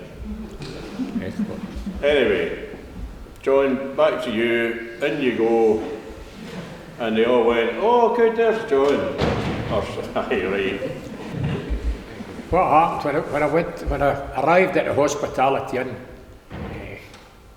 I don't see your name on the list. I said, that's all right, I'm invited anyway. I said, it's a general thing, they always invite me to meetings like this. So on we go, so I goes away in, would you like a gin? Now, I don't drink gin. If I said whiskey, it might be different, but gin, no, I'm not a gin man at all. Maybe I'm a gin now, I know. But the bar would have embarrassed the Queen's, one of the Queen's banquets. It was unreal, the bar they had set up in this Hospitality Inn. And every reporter you can think of with their badge on was at the bar. Once they settled down, away they went, and the Yank, Robinson, went through his squeal, prepared squeal, no questions until Mr. Brown does his wee bit, which was he was the head of human resources and so forth. He'd been in the plant for 1957. It was his second home. He loved the place. And under no circumstances was anybody going to stop him getting into the plant. He told me this later on. Little did he know at that time, I don't think, because I didn't get through to the guy. He was that type of airy-fairy type of person, everything was okay, you know, it'll be better tomorrow. And he didn't think it would happen, to be quite honest with you, at that level. So anyway, Robinson went through his squeal. Any questions? Hand up. She said, oh John, you're here. I said, yes, I said, just to let you know, the factory has been occupied. You can't get back in. What about my personal stuff? I said, that's not been decided yet, but you're certainly not getting back in. And nobody else is getting back in. I said, actually, the factory, the gates are chained. The place started to empty. Guys diving at the door, no waiting to see what they're going to say. So that was me finished. But Mr. Brown got up and says, well, before you go, Mr. Brown, I want to tell you something. I've been in that factory for 1957, and there's no way you or anybody else is going to stop me getting in. I said, his name was Nelson Brown. I says, Nelson, you're not getting in, no even for your flask. You're not getting into the factory. Can you get that? You understand that? I'll see you down at the factory. Says, that's fine. So away we go. Down at the factory. And on the way home, of course, like everybody else, particularly somebody, I would say, the union who addresses people and commits herself to people and the rest, and I'm saying, I wonder if Nightingale went to the club or went for change for Highgates. I started to panic. I was obviously losing faith in John here. I'm saying, So, looking, as it would happen, they did do that, and there's a story attached to that. I'll let John tell you because it's quite interesting. And it just shows you what kind of state of mind people were in at that time. Here was the guy that basically owned the factory as far as us in Britain was concerned. Robinson telling us he's shutting it. Here's a guy, if you turn upside, saying you're not getting into the place. How do you reconcile yourself to the two? Where are you going to go? And I did discover, just to move on a wee bit, I just discovered to anybody who's involved in an occupation, or is involved in one like the last year, occupation itself is the biggest tool and most modern tool and best tool that the trade union movement's got in their hands, occupation. We were never any good at strikes. John spoke about the 3 big strikes. We had police horses, guys hiding in the boots of motors, taxi drivers knocking down pickets. The striking was never any good to us at all. Wildcat striking was all right, we could pick a line and shut that down to get what we wanted, put a bit of pressure on it. But national strikes or factory strikes were always resisted with the police. Caterpillar obviously had a direct line to who controlled the police in that area, with the exception of the time when we were occupying, that they decided to cut the phones off and to put the lights off in the factory. This was after about 3 weeks. So the next thing, panic sets in. John, did you hear they're on the phone? It's the Caterpillar. What do they want? I thought they were giving us our job backs, but there you go. No, they're cutting the phones off, they're cutting the lights off, they're stopping you use your computer because you're phoning America every night. I said, that's right. I talked to the guy in America who owns the place. He tells me to go back to work and I tell him, no, give me my job back. That's the conversation. That's what happens every night. 11 o'clock or 11:30. He said, no, they've told us that's what's happening. I said, well, okay, you phone them back and you tell them, because we'd built a tractor at the time, a pink tractor. I said, you tell them I'm going to drive that tractor from Timex right out of the Caterpillar house in Bodwell and park it right in his garden. And I'm going to do that now after I fill up the diesel. Oh, I said, go and you tell them that. I don't think we should tell. I said, I'll tell them. So I phones the police. And I tells the police what my plan was. I says, the tractor's getting warmed up now. I'm driving for Timex right over to Bodwell. The police says to me, well, look, son, stay off the main road. You'll not see any police, I can assure you. Thank you very much. So there you are. I'll pass that back. Aye, that was you know... The lights never went off. No, not the phones, or the computers. So the factory was ours, basically. And my sort of abiding memory is Robinson, the big Yank, appeared right after John had told him off in the Hospitality Inn. He appeared at the gate, just as I was putting the last chain and padlock on it. There's a wire mesh gate, he's at the other side. Hi, can I get in? No. John tells you you'll be allowed in as and when. And you don't often get that as a trade unionist. It might sound a bit shallow and petty. It was one of the finest times of my life, was to say to them face to face, go away, you're not getting in. And he never set foot in it again. He was allowed in to get some personal stuff. And also, as a kind of a, didn't think of that at the time, but thought about it after, they couldn't make outrageous claims about what was happening in the factory.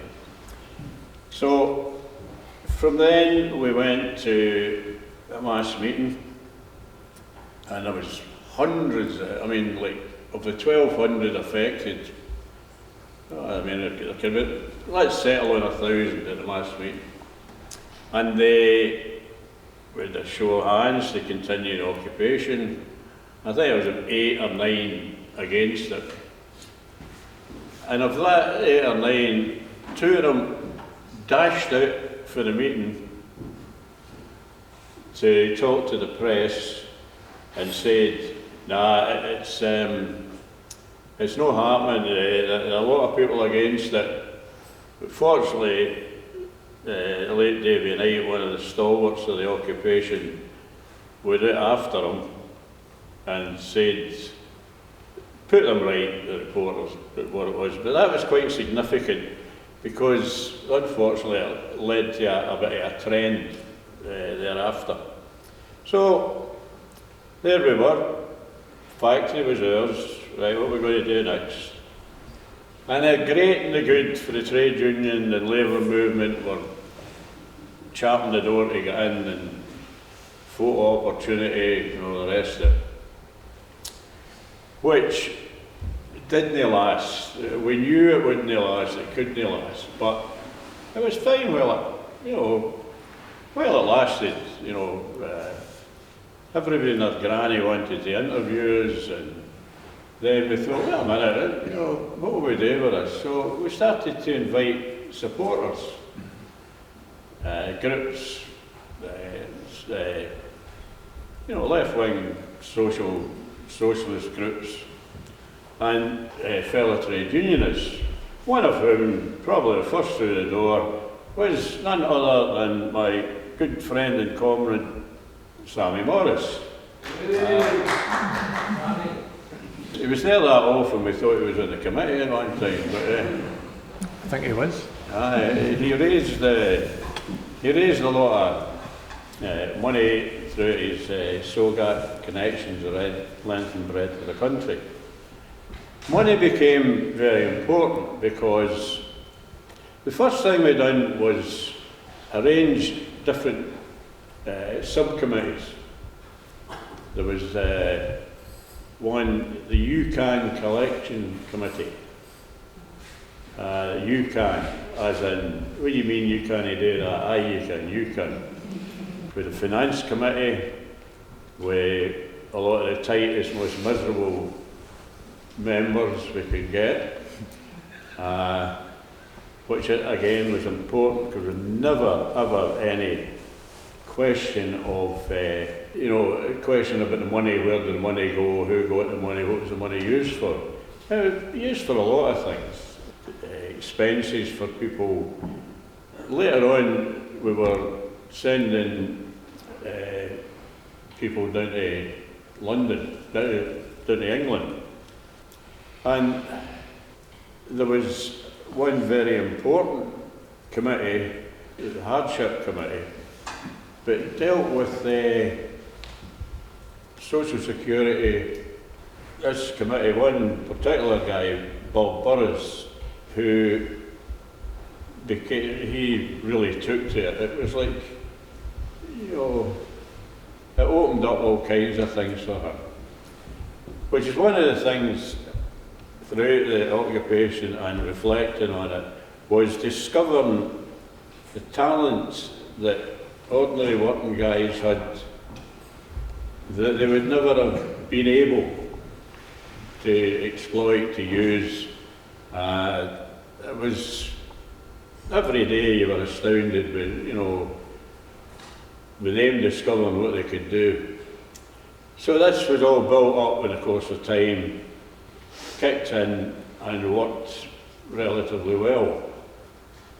John had the unenviable task of dealing with dissenters and had, let's say, hard questions. If they gave in yet, no, they'll no give in yet. It'll be a long, hard fight, which it proved to be. And then we had less than unanimous support from factions, the trade union, trade union hierarchy. But if anyone wants to ask about that, then we'll talk about that later.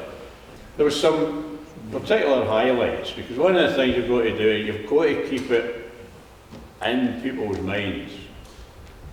You've got to keep it focused. And a couple of things we've done. One in particular, as some of you may remember, was the pink tractor. Sat in George Square for 6 weeks or something. And that was thanks to the catapult. We had meeting after meeting after meeting. We had a committee meeting every morning. John went and addressed whoever was in the factory to come into the auditorium, ask questions and so on. And at one of those meetings, we were talking about, where to go now, what we do next. In the course of that discussion, we said, why don't we build a tractor of our own? Which, of course, is absolutely the same tractor, the same parts, the same labour, the same skill. Of course, you couldn't paint it yellow, company colours. So, God knows where it came. We had a couple of versions of this. Somebody said, paint it pink for a week, what matters. And unfortunately, it was not a political statement, paint it pink. It just happened to be, that was on. Only colour we could get. But during that time, there was a lot of problems in the factory in relationship to to get support. There were people openly in the factory who we could deal with, but some of the major ones we couldn't. And one of the ones is the company had a plant in Leicester. And you've seen Leicester on the television. You'll see it again on the television with the Prime Minister of the Tory Party, whoever is there, in the factory floor in Leicester. That is a prime factory, isn't it? They've all got the Caterpillar, Blackone and the rest. They wouldn't let us in. They wouldn't respond to any communications with you. I offered every date, any time, to go down and address them. There's no way you're getting into the factory. We don't want nothing to do with you. Now, we had 3 plants in Britain at one time. We had Newcastle, we had Glasgow and we had Leicester. Leicester being the youngest and smallest of the place. You know, we built engines and we built tractors and the rest. The welders for Newcastle welded all the welding work that we done to tractors. Leicester seemed to do the kind of stick the stickers on the back of the tractor tape. And that was the team that was picked. I always mind the guy's name, Teasdale. He was so polite it wasn't real. And I thought to myself, that guy literally can't spell fucking occupation. Doesn't know what it means. Just doesn't go to the... As the ones in the Caterpillar were brainwashed into this go and buy everything with the PWAF campaign, Leicester obviously had been subjected to that if it was open. The guys in it, I think there are a lot of good guys in Leicester, but didn't grasp it, and to this day they're still there. There were other guys who were basically getting used. Jimmy Hamilton, who was the MP for the area, son was the convener of the office staff. That guy was bringing stuff in for Jimmy. Like, let me chuck it, you've done the business, you've showed you want to keep it, that's enough. Now, I don't know, I've no been in the depth of the trade union movement, and I never was in the depths of the trade union movement. Other than at times to have to stand up and say I worked in the Rolls Royce in the Mid-Atlantic District, because they wouldn't let me talk for Caterpillar. I used to stick my hand up and say, Rolls Royce. And so when you go in and somebody would say, that's branding for the Caterpillar. Oh, sorry, for the Caterpillar. That was the only way I would get a voice. I stood one time for a full-time official, no full-time official, an official in the Mid-Atlantic. I get 13 votes. I think Jimmy Gray got 14. There were never any near than 10 a fortnightly meeting. So as far as getting into the in-depths, there were some guys in the trade union movement I loved. Dundee guy, Harry McLeavy, cracking guy, what a guy, he's new, absolutely superb. I had a great pleasure of going with Harry, didn't he? The TUC one time. Bill Aiken or somebody made him the delegate to go with me. What a laugh, man. Great guy, great principled guy, great trade unionist, as far as I was concerned. The guys of the opposite ilk, Bill Aiken for Paisley, Lord Bill Aiken, I think he became the Lordship of Paisley and all the rest of whatever he done. All he wanted was to stick to the same path. Remember the Caterpillar and the West of Scotland at that time was brought up and the philosophy of the trade union movement led you to Lord George Boyd, Lord Gavin Laird. That was a path. If you didn't stay in Coatbridge and get into Parliament that way, what you done was you joined the trade union, became a shop steward, Mid-Atlantic, and you were on the road. Sir Bill Tynan, I said, yes sir. No. If he's known, I must have forgot about him then. He was called a lot of names, but that was the one of them. Anyway, but we had a lot of problems inside the factory, and a lot of problems with the help of John, Davy Knight, all the rest of them, Frank Kelly and the rest. We overcame them by simply going to people, identifying the groups and going to the group and explaining to the group, it's not about politics, it's not about Jimmy Earley coming with his charger to say, but that's not going to happen. It's down to you. You've got to support the occupation. That's what it's all about, you and the occupation. And that's what it worked for us. And I think that's where the grassroots appeared, these guys who had talents that we never knew had any talent at all. Bobby Burroughs, Big Tam Tierney, all these guys, they just appeared out in the area. I don't even know who, I think it's Tam Tierney who coined the phrase, the UK Intellect Committee. But these guys had it to a T. No, they even tell the boys they were going out with the cans where to park. So they were obviously spending time at these activities, unpaid time, doing the things they should do. I just wanted to point that out. It wasn't all just rosy and we're sitting back waiting for the Messiah coming over the hill, because at the end of the day, it was proved to us simply by, what did I say, threats, more than anything else. If you don't do this, we'll do that. The thing that broke the thing was in Perth. I was due to speak in Perth with all the support in the world for delegates and the rest to move a motion to get support, and I got dragged in at night with Jimmy Earley and what do you call it, Campbell Christie, and I could tell it's getting taken out of your hands. If you go and do that, it's getting taken out of your hands, because we're an independent trade union at AEU and we'll demand the right to operate, to organise and deal with our own problems. So I'll be nothing to do with Campbell Christie or the rest. Campbell Christie was sitting there and said that. I can't do anything for you. And that's when we take it back to the negotiating table.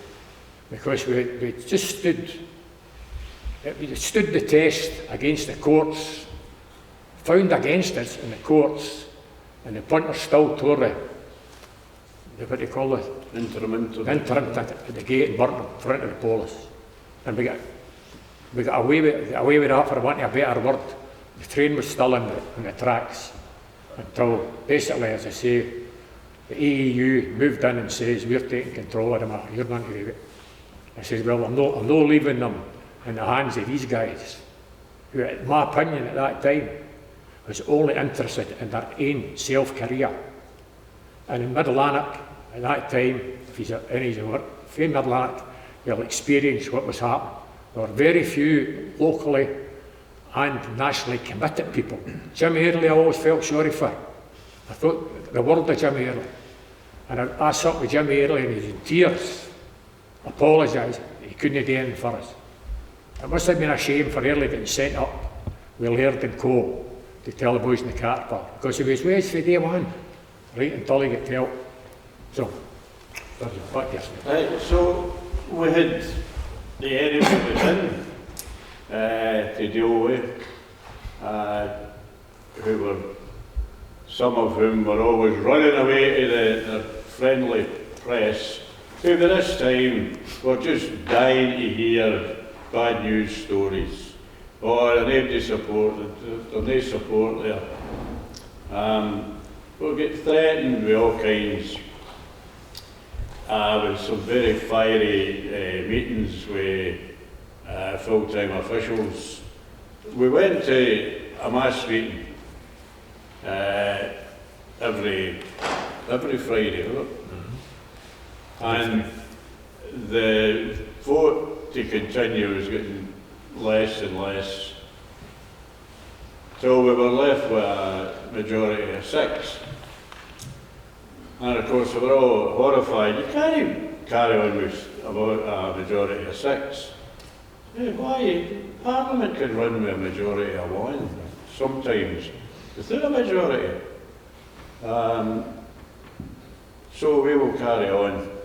And then, of course, as he done so often during it, John came up with a stroke of genius, and he said at the last mass meeting, and by the way, we will not be having these weekly mass meetings, because all that's happening is the company are targeting that and putting out threats before it and so on. So we said, right, the next mass meeting's when we've got something to tell you.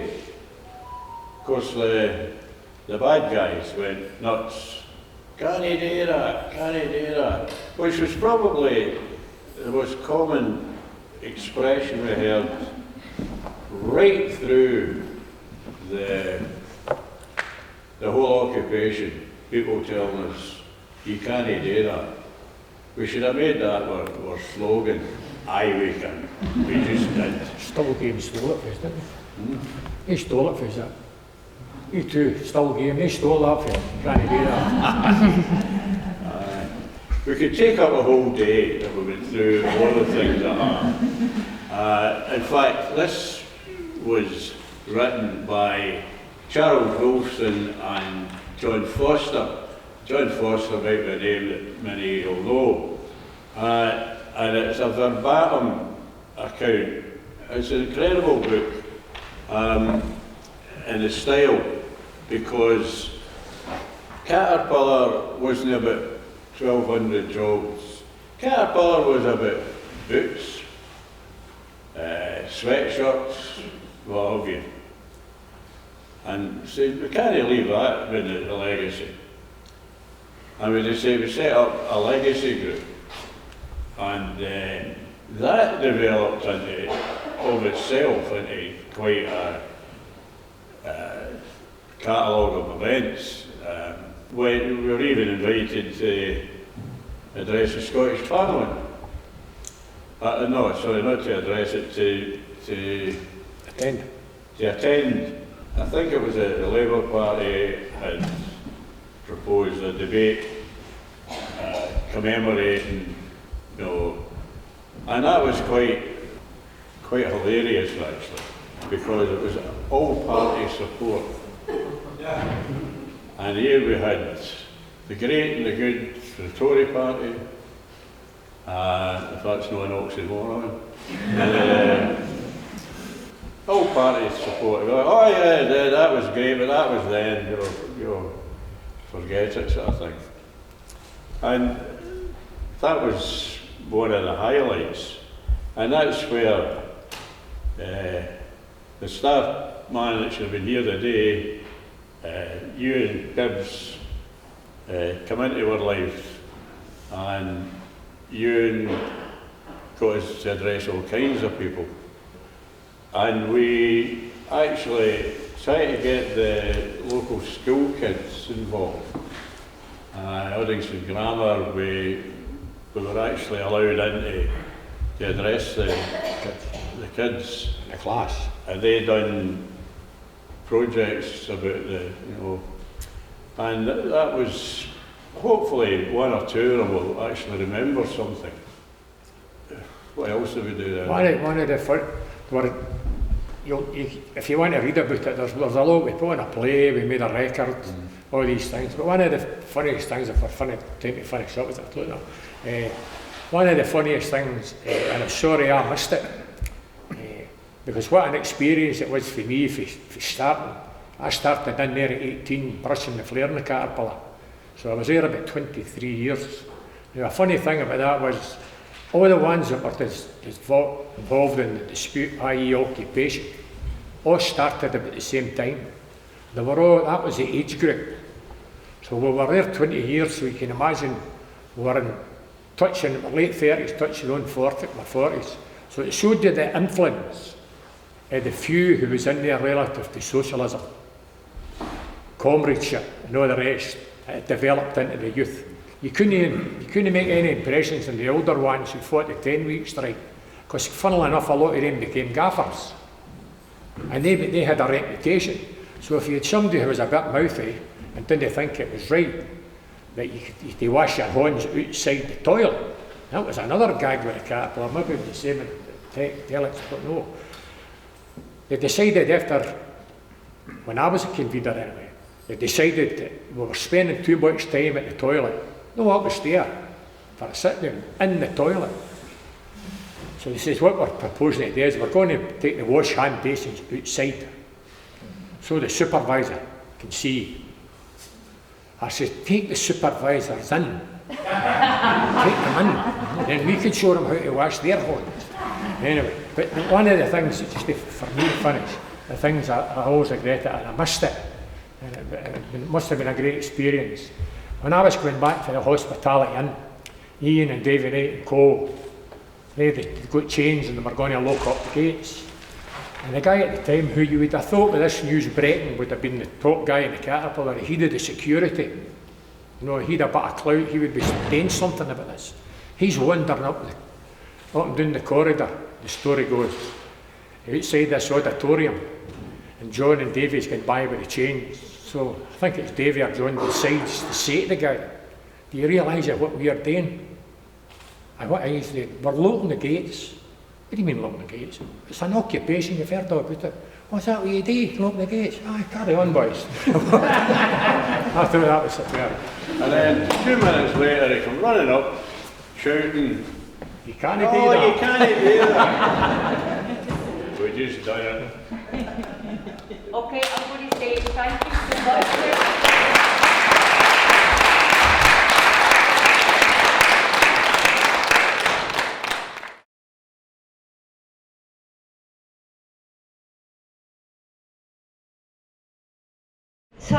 to introduce Jane Talent, who was in Faslane from 1985 to 1990. Unfortunately, Jim Chestnut, who was the resident then as well, can't be here today for a bereavement. We also have John Rogers and Jamie, who are current residents at Faslane Peace Camp, and they'll come up for the Q&A, but Jane's going to do our presentation. Thanks very much. I lived at the Peace Camp. I was involved with the camp for quite a number of years after I'd moved into the local town, and Jim and I have been working with Paula on an archive of some of the stuff from the early years at the camp.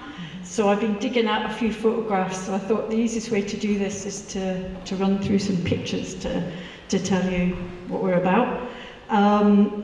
So in 1981, a bunch of women from Wales walked to Greenham Common, RAF base, where American cruise missiles were due to be based. And when they arrived, they'd had no press coverage at all, and they locked themselves to the gates of the base. And the commander came out and said, "Stay as long as you like, I don't care."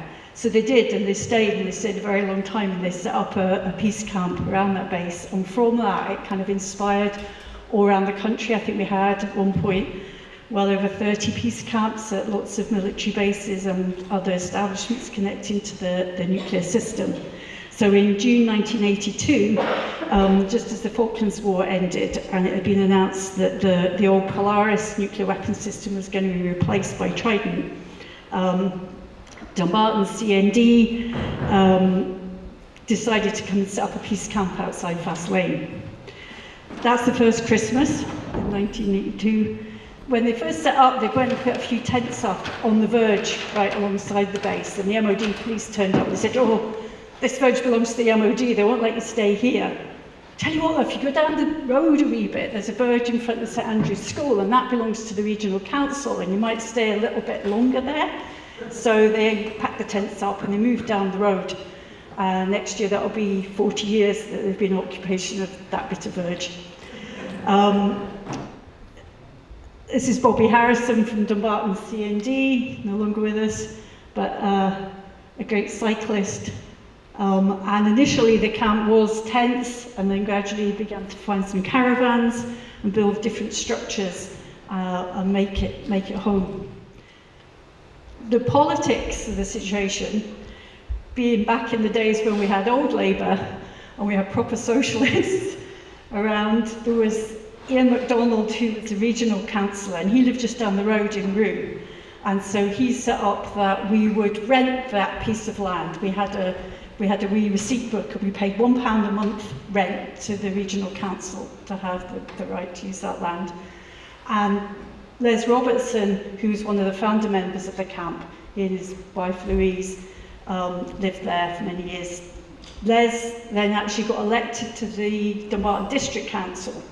So we had to have planning permission from the District Council, and initially it was permission to be a campsite, which came with all sorts of weird and wonderful rules, which we always seem to break and end up in court about.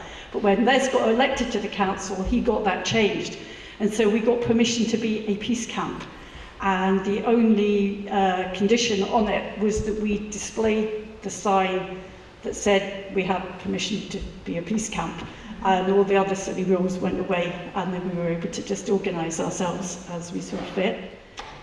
So the camp's been there for nearly 40 years. There's been many, many people that have come through over all those years. And every one of us has our own different story to tell. Even those of us there at the same time probably have a different version of the story, but certainly there's been many, many things over the years. And so I'm just here really to tell you my bit of it and my story from that time, and there are many other stories to be told.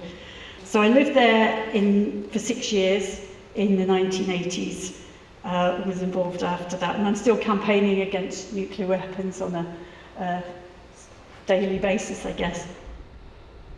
When the councils changed and the Helensbury area went away from being a part of Dumbarton District Council, when we went to single tier, the local people voted to go into Argyll and Bute.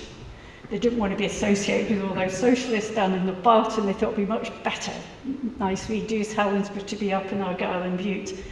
And our Garland Butte decided they didn't really want a peace camp and started some eviction proceedings. So over the years that has come and gone various times. There was an eviction order granted and then it was taken back. But at the time when it was all at its height, there was a lot of preparations on the camp of digging tunnels and putting up tree houses and making it clear that if they did want to evict the camp, it would be a very lengthy and expensive business, and that we were in occupation of that bit of land and we're not going to go easily. So eventually the council had kind of drawn back on that. Every year when we get council elections, there tends to be a little flurry of activities. So I'm expecting next year again to have a few Garland Butte councillors making a bit of a shout about the peace camp that happens, but then usually it all quietens down again after it. People made it home, people lived there, it was their permanent home. We had a communal space where we could meet together, where we could eat together, we cooked communally, built lots of different structures, a boat shed, a tool shed, all sorts of stuff on there. As a sign here, this is for the communal space where we would eat, and often a campfire going for people to sit around outside. And that was, remember, this is all on a very narrow strip of road just before the entrance to the base. So when we lived our ordinary lives there, doing our thing, people driving past, the people that went into the base, the people that drove past, that saw that nuclear weapons were there on our doorstep, also saw there was opposition to it. That wasn't just an ordinary place. That wasn't just an ordinary thing that happened in there. It was something which a lot of people had a very deep moral objection to.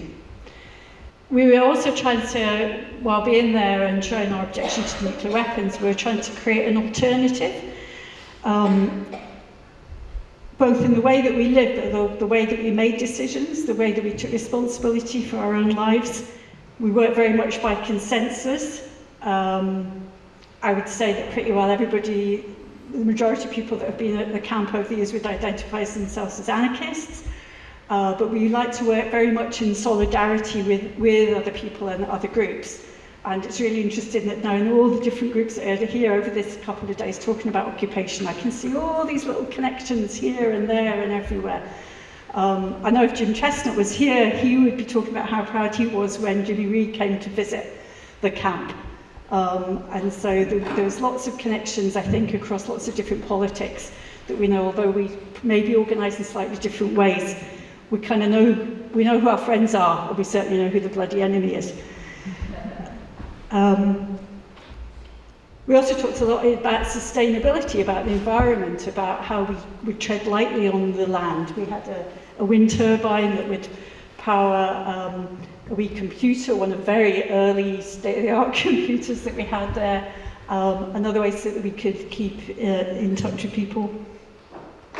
We also tried to make the camp really beautiful.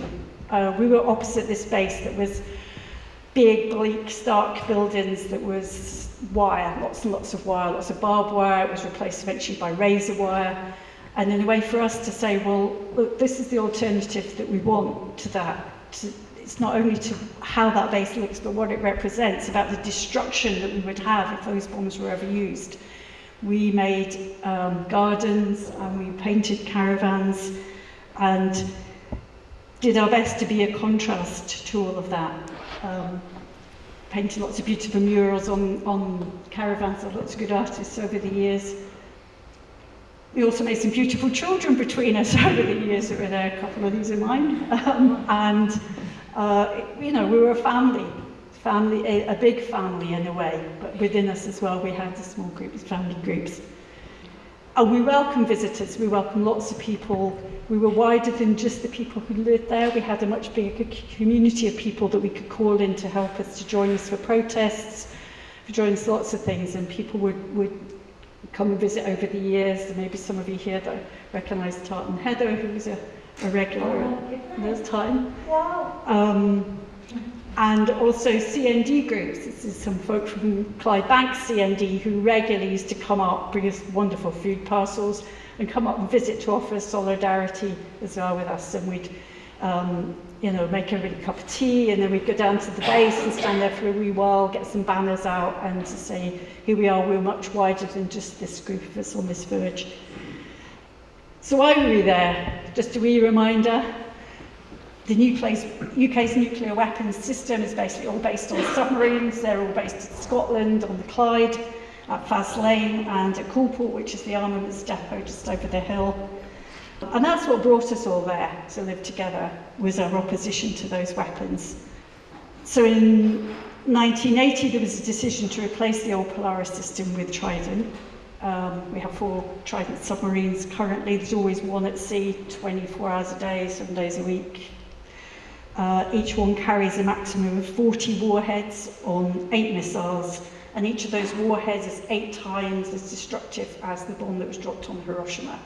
So that's a huge amount of firepower that's there, based on the Clyde, and is out at sea right now. Every day it's out at sea in our names, prepared to be used against other people.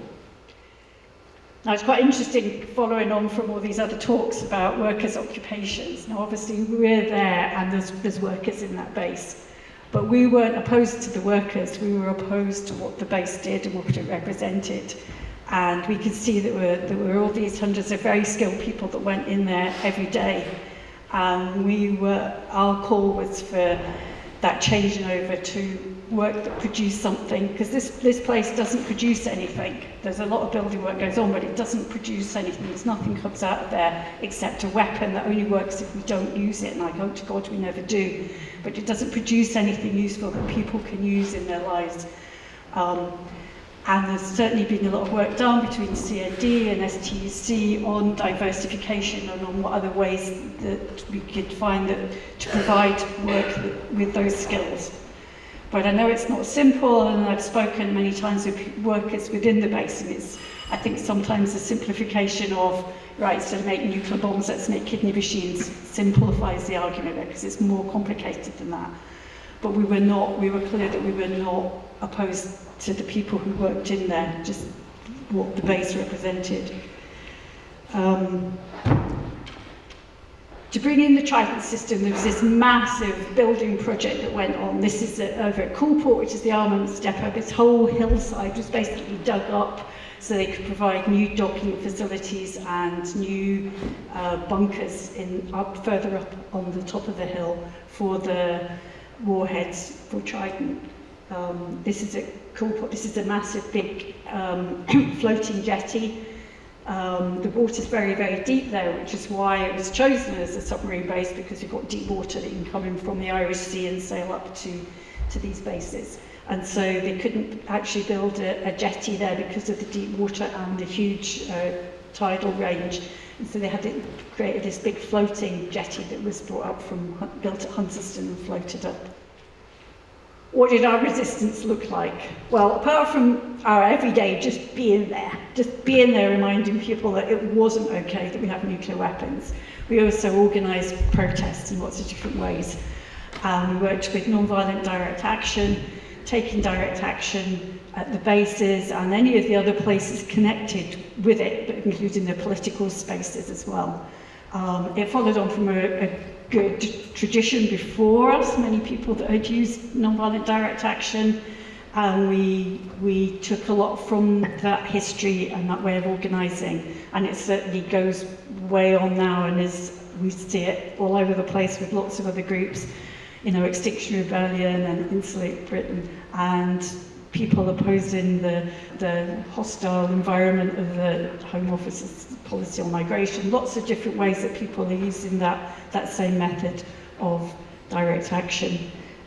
This is an old picture from some folk from the camp that broke in through the base and went and stood on this wee bunker, so that made it a bit trickier for the police to grab them. But there was lots of very creative actions, lots of breaking into the base, blocking the gates, doing lots of things to cause as much disruption as we could. It's never enough, and it's very difficult to close that place down, and also to safely do things there. But it was always a feeling that it's not about what you can't do, it's just you need to try and do something to make your objection clear. So as well as these spontaneous wee things where we'd sort of take an opportunity, there'd be like a big thunderstorm and a power cut, and suddenly all the the security along the fence would go off and like, you know, it's pouring with rain, the police don't want to be out there, so quick, on with the waterproofs, let's go and take advantage here. So we'd be quite spontaneous about stuff, but also we'd organise, there's me when I had a bit less grey hair and a few less wrinkles in our office. We had an office at the camp where we would organise. Now, it's interesting because hearing about the other campaigns today and saying to the younger people here, there was an awful lot of organising that went on before we had an internet and before we had mobile phones.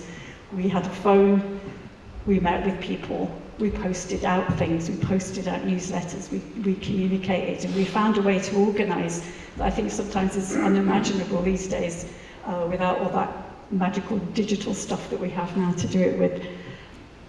We put out a newsletter, the Faslane Focus, we'd put that out quite regularly. So that would be written at the camp, by hand, on a ropey old typewriter, often by candlelight. We didn't have electricity at the camp. And then we'd get a bus into a community centre and go and run it all off on the old Stetner, you know, the old copy machine, bring it back, staples, you know, and post it out to people, and that's how we communicated. I remember once we were at a CND meeting and somebody rather disparagingly said, oh, we want to get a really good leaflet done about this. It's not like one of those hand-knitted peace camp efforts. So our next newsletter actually had on the front cover of it, hand-knitted by Faslane Peace Camp by candlelight. So we were very proud of our hand-knitted stuff. As well as then trying to call lots of other people in to come and join us for things. Sometimes we would organise a sort of a longer campaign. In the middle of the 80s, we did the Rainbow campaign, where we did a series of actions. The rainbow was very much a symbol of the peace movement at that point, and we did the red action. It was all pretty simple stuff. Red action, red for stop, red for no, and red for let's go and blockade the base. And brought lots of people in to come and join us to go off first thing in the morning to block the two main gates to the base. We went through all the colours of the rainbow. We had the green action. By this point, it had been announced that there were new bylaws to be brought in to cover all the hills around Coalport, around the weapons depot. And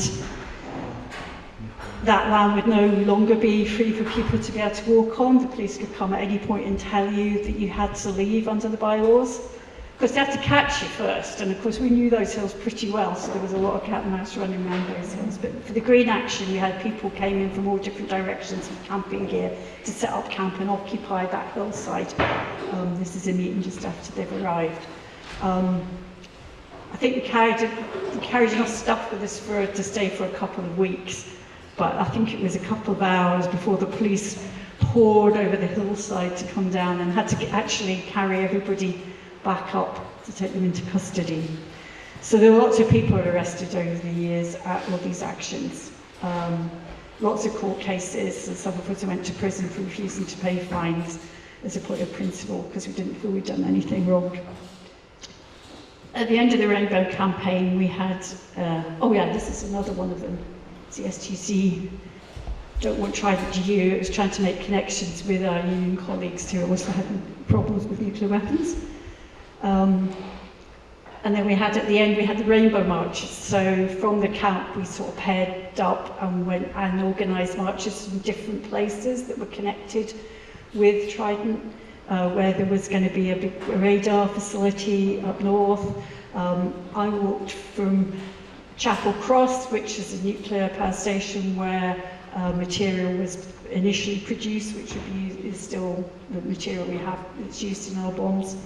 There was a great walk from Torness, and we all converged at Faslane for the beginning of May, and we timed it so that the traditional May Day march, which would be in Dumbarton, organised by the Trades Council, that we actually joined in and we did the May Day march along with everybody. There's a funny story about that, which is one of the MOD police that we knew quite well up at Faslane, Big Duncan, also played in a pipe band. He was the big guy at the front with the big drum. So having arrested many of us many times up at the base, he ended up on the May Day march at the front leading the march with his big drum. And there behind him there's all the hippies and the punks and all the peace campers and all the rainbow colours marching along behind him. So he could see the funny side of that too. So obviously having that big base there had an impact on the local community. There's a lot of people in that community that work there and defend it because of that, but there's also a lot of people who don't like that they have it there. It worried me how often people were scared to speak out about that. They'd say, well, I'm actually with you, I agree, I don't like nuclear weapons, but, you know, my cousin, my Uncle Bill, my neighbour works there, so I daren't say. And yet it was put over this whole idea that we needed these weapons to keep us safe, to keep us so we're not like Russia. It keeps us free. And yet you felt here you are in a community where people don't feel they have the freedom to actually speak out and say what they think about this. So we felt it was really important there was a place that was actually saying that. But also it has an impact on the local community, this massive building project. Between Faslane and Loch Lomond, there's Glenfruin, and there's a little single track road that went through the glen. And the MOD then built a massive big new road through there to take all the construction traffic to build all these new facilities for Trident. And there were a lot of local people who really objected to that happening. So we had this don't ring Glenfruin, we had lots of protest rambles through the glen, and we held public meetings locally and found some of the other ways to have common cause with local people about things. It wasn't always directly about the nuclear weapons, but it was about the impact of having it on our doorstep. There was also having a lot of that hillside taken over by the bylaws and having signs put up everywhere saying MOD property, taking away our land, we objected to. And when all these new MOD property signs went up, mysteriously, a lot of them came down again, and about 40 of them appeared for an art installation in Princes Street by the National Gallery. We took them over there and made this sign with them and just kind of left them there. And I think eventually somebody realised that sort of this was just abandoned, and they've had to phone up the MOD and said, have you lost some signs somewhere? So they did eventually reappear back again, but we had quite a lot of fun creeping around in the dark with the right size spanner and undoing all these signs and taking them away. Also between Faslane and Helensburgh, partway down the Gairloch, there's the Rue Spit. Now it's this big gravel spit that sticks out into the loch. It was from back the time when there was a glacier there, and it dumped all its material there. It's been there since the Ice Age. But because Trident submarines are bigger than Polaris ones, they needed to dredge about a third off the end of it. It doesn't matter how long it's been there, it's in the way. So they were going to bring a dredger in to remove that. So we had a campaign as well about saving the spit, save our spit. And we had lots of petitions in local shops, and again making connections to local people about what the impact of this is on your doorstep. This is a camp we had at the Rue Spit. This is when the Trident submarines eventually arrived. Each one as it arrived would have to come in, and the Spit was a great place to be able to stand right out into the loch where you would be as close as you could be to that submarine going by. And people again went and occupied the Spit, set up a camp there to wait for it to come. So that led us then to deciding that as well as occupying the land, we better start occupying the water, because that's where the submarines were. And we set up Sea Action. And there were various other groups around the country that got together, bought boats, did training. Some amazing people in Brighton that would finish work on a Friday, jump in a minibus with a boat on the trailer, drive all the way up to come and spend a weekend with us doing activity on the water, and then drive back Sunday night for work again on Monday. And so we had this fleet of boats that we gradually increased, inflatable boats and all sorts of things. We did lots of training, and obviously you want to be safe if you're out in the water. But we felt that we had to try and some way to get out there to where the submarines were to object, especially when every time the first Trident submarine would arrive, there'd be a big presence on the water. So this is one of them. This is the arrival of HMS Vanguard, the first Trident submarine. So some of these are police boats. There's one there you can see a flag on. There's canoes that are out there as well. And because our boats were a bit smaller and could turn a bit faster, we were quite good at being able to duck and dive around them. Not so much me, I don't like my water cold, so I tended to be one who stood on the shore. But I carried an awful lot of equipment up and down through mussel beds to get it to the water's edge. When this first submarine arrived, the base commander said they were going to have a ring of steel around it and no protest was going to get anywhere near it. And the BBC actually put out showing footage of it in their ring of steel and how fine it was. But actually we had an ITM cameraman on one of our boats, and as it arrived there's this huge bow wave over the front of the submarine, and a couple of people on our boats managed to actually go right over this bow wave and hit the front of it, and so there's this fantastic bit of footage that went out on ITN of somebody just slapping this submarine and just feeling like at least you know the best you can do, but at least you can say no, you're not coming.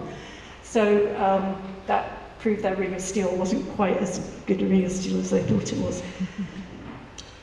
We also work with lots of other groups. We work with obviously with CND a lot, and in 1986 they organised a big demonstration at Coalport.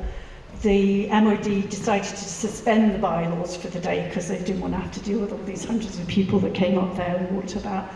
And it worked well. We cooperated with, some groups organising the parking, and some of us in the peace camp that knew the hills really well were up at the top of each hill with walkie-talkies so that we could make sure that everybody was safe and to be ready if we needed to get any help. Anybody got lost up there, we were really hoping it didn't get really foggy because that would have been fun, but we managed okay. And I was on top of one of these hills with my walkie-talkie and my son on my back and my nappy changer bag under my arm, so we managed to kind of combine all these things. We also did a lot of outreach as well. We did a speaking tour. We had lots of slides, the nice old-fashioned slides that went in the carousel, and we would go off all around the country to explain to people about the nuclear weapons that we had. And also about this is another thing where we worked in cooperation with lots of people. This is the convoys that bring the nuclear warheads up, come about 6 times a year still, up through Scottish roads to deliver them, and we set up a whole network of people that can track them. We still do that. And there were lots of actions where we'd call other people in to stop them. So this is outside the peace camp. This is Jim Chestnut, who's not here today, and Colin MacLeod, who many of you knew, who are on top of this truck. And another one of Lindsay Keenan, which some of you might know as well from Kinning Park and from Pollok. So I could have done 30 minutes easily talking about stopping nuclear weapons convoys. There's so much that's flowed out of that legacy from the camp, all these connections with other campaigns, and also it's gone on into other anti-nuclear campaigns with Trident Ploughshares, with Faslane 365, where we had a whole year of groups coming to blockade the base. We sit today in Extinction Rebellion, in lots of ways where we work together, and also there's now a treaty on the prohibition of nuclear weapons. It was drawn up at the United Nations, and there's, I think now 55 countries have signed up to it. Obviously ours isn't one of them, but we're working on it. And lots of the countries that don't have nuclear weapons, that have got fed up waiting for the nuclear weapons countries to get on board, have now put this treaty in place. It is actually law. And they were quite clear, the people that brought that forward said that that was built on the work that people have done over all the years in keeping that alive, that campaign to oppose nuclear weapons. And it's just to say thank you to all the peace campers over the 40 years that we've had here, and we continue to make those connections. we don't want nuclear war, but we don't want a climate crisis either. We make all those connections between those things and carry on that legacy. So, thank you.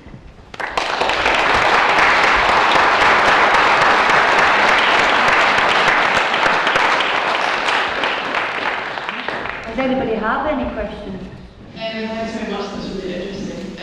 I was just like thinking 40 years is obviously a really long time. How do you, and obviously I suppose it's been like different people throughout that time. We still have nuclear weapons, and even we have like we're wanting to increase the stockpile of nuclear weapons. And just wondering how do you keep up the momentum, and can we kind of like what's the state of the anti-nuclear movement at the moment in the UK? How can we kind of escalate it?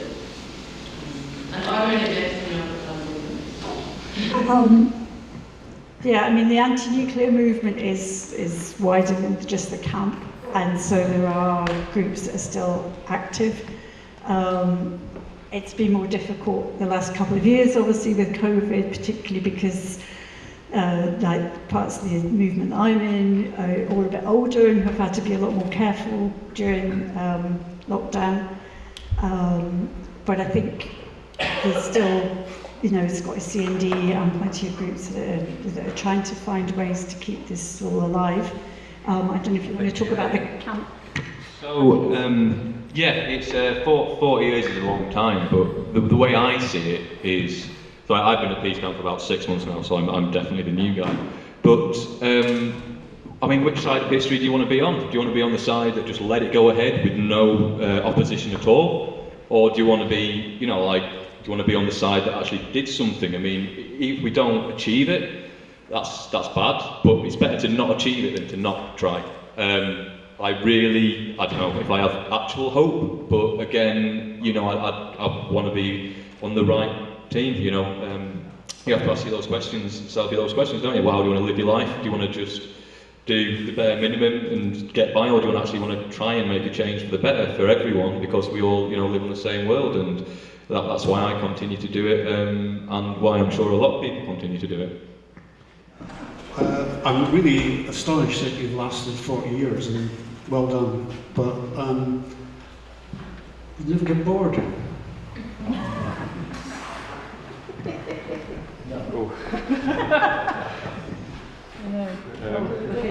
I wish for a boring life, honestly.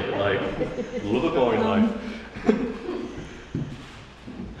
I don't know. I suppose when I lived at the camp, it was full on every day doing stuff. So it was quite interesting because there was a notion that we were, just sitting around lazy doing nothing. And during the Faslane 365 campaign, where we had actions every day, there were some local people that decided they were fed up with us blocking roads, and so they decided to set up a campaign, Peninsula 24/7, and they kind of followed us. And it was really interesting how they, after a while, said, "It's really hard, this campaigning, isn't it?" They hadn't realised quite all that had to go into it, that when you're involved in a political campaign, and everybody in this room knows perfectly well all that involves. So I suppose that we were doing that too, but we were also just living our lives on the verge. But there is, I don't know. I mean, bored in. Yes, this is so last decade. This is so much should need to have been done by now. It's that sort of I can't believe we're still having to protest about bloody weapons. It's like this is when we've all got so much better things we could do with the money and the resources, and we've got such a crisis facing us that we need to cooperate with everybody across the world, not be threatening them. So yes, I mean, in a way, I'm bored with nuclear weapons, and I would really like to see the back of them, and I'm plenty more to do.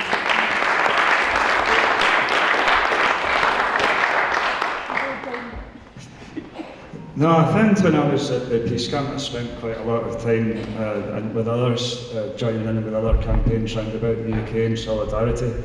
In particular anti-fracking campaigns in England. We visited several and helped to set up one of the camps in the north of England.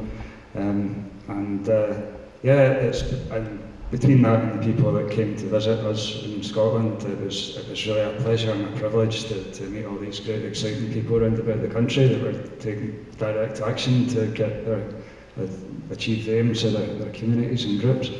And it was reflected as well. The last big blockade, we had a large contingent of anti-frackers come up to help us cover every gate in the base for most of the day during that. That was in 2015, I think. There was about 400 attended and were sitting on the road there. So I know that was all very exciting, as I say, a pleasure and a privilege to meet all these great people.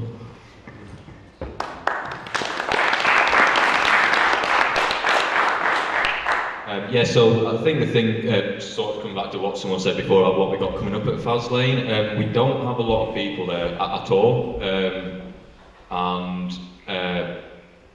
so some proactive people outside would be great. It would definitely be worthwhile. If you don't want to come in the winter, come for spring and summer next year. We can do fun things like kayaking too, you know, which doesn't have to be just protesting nukes. But we do have 40 years coming up, and so sort of like branch out a little bit. We've organised, there were some pilgrims that came for COP26 that walked the 500 miles. I'm in talks, and 90% got them convinced that they want to come to Faslane for the 40th anniversary. A lady did a special blessing on a tree, and there's the Hiroshima tree that's been there since 1985, which was planted by two people at Hiroshima, and that's all that's coming up. And back to the boredom thing, I don't think with the state of the world as it is that anyone should be bored really. We should all just get up and do something, and it's kind of that easy. Okay, thank you.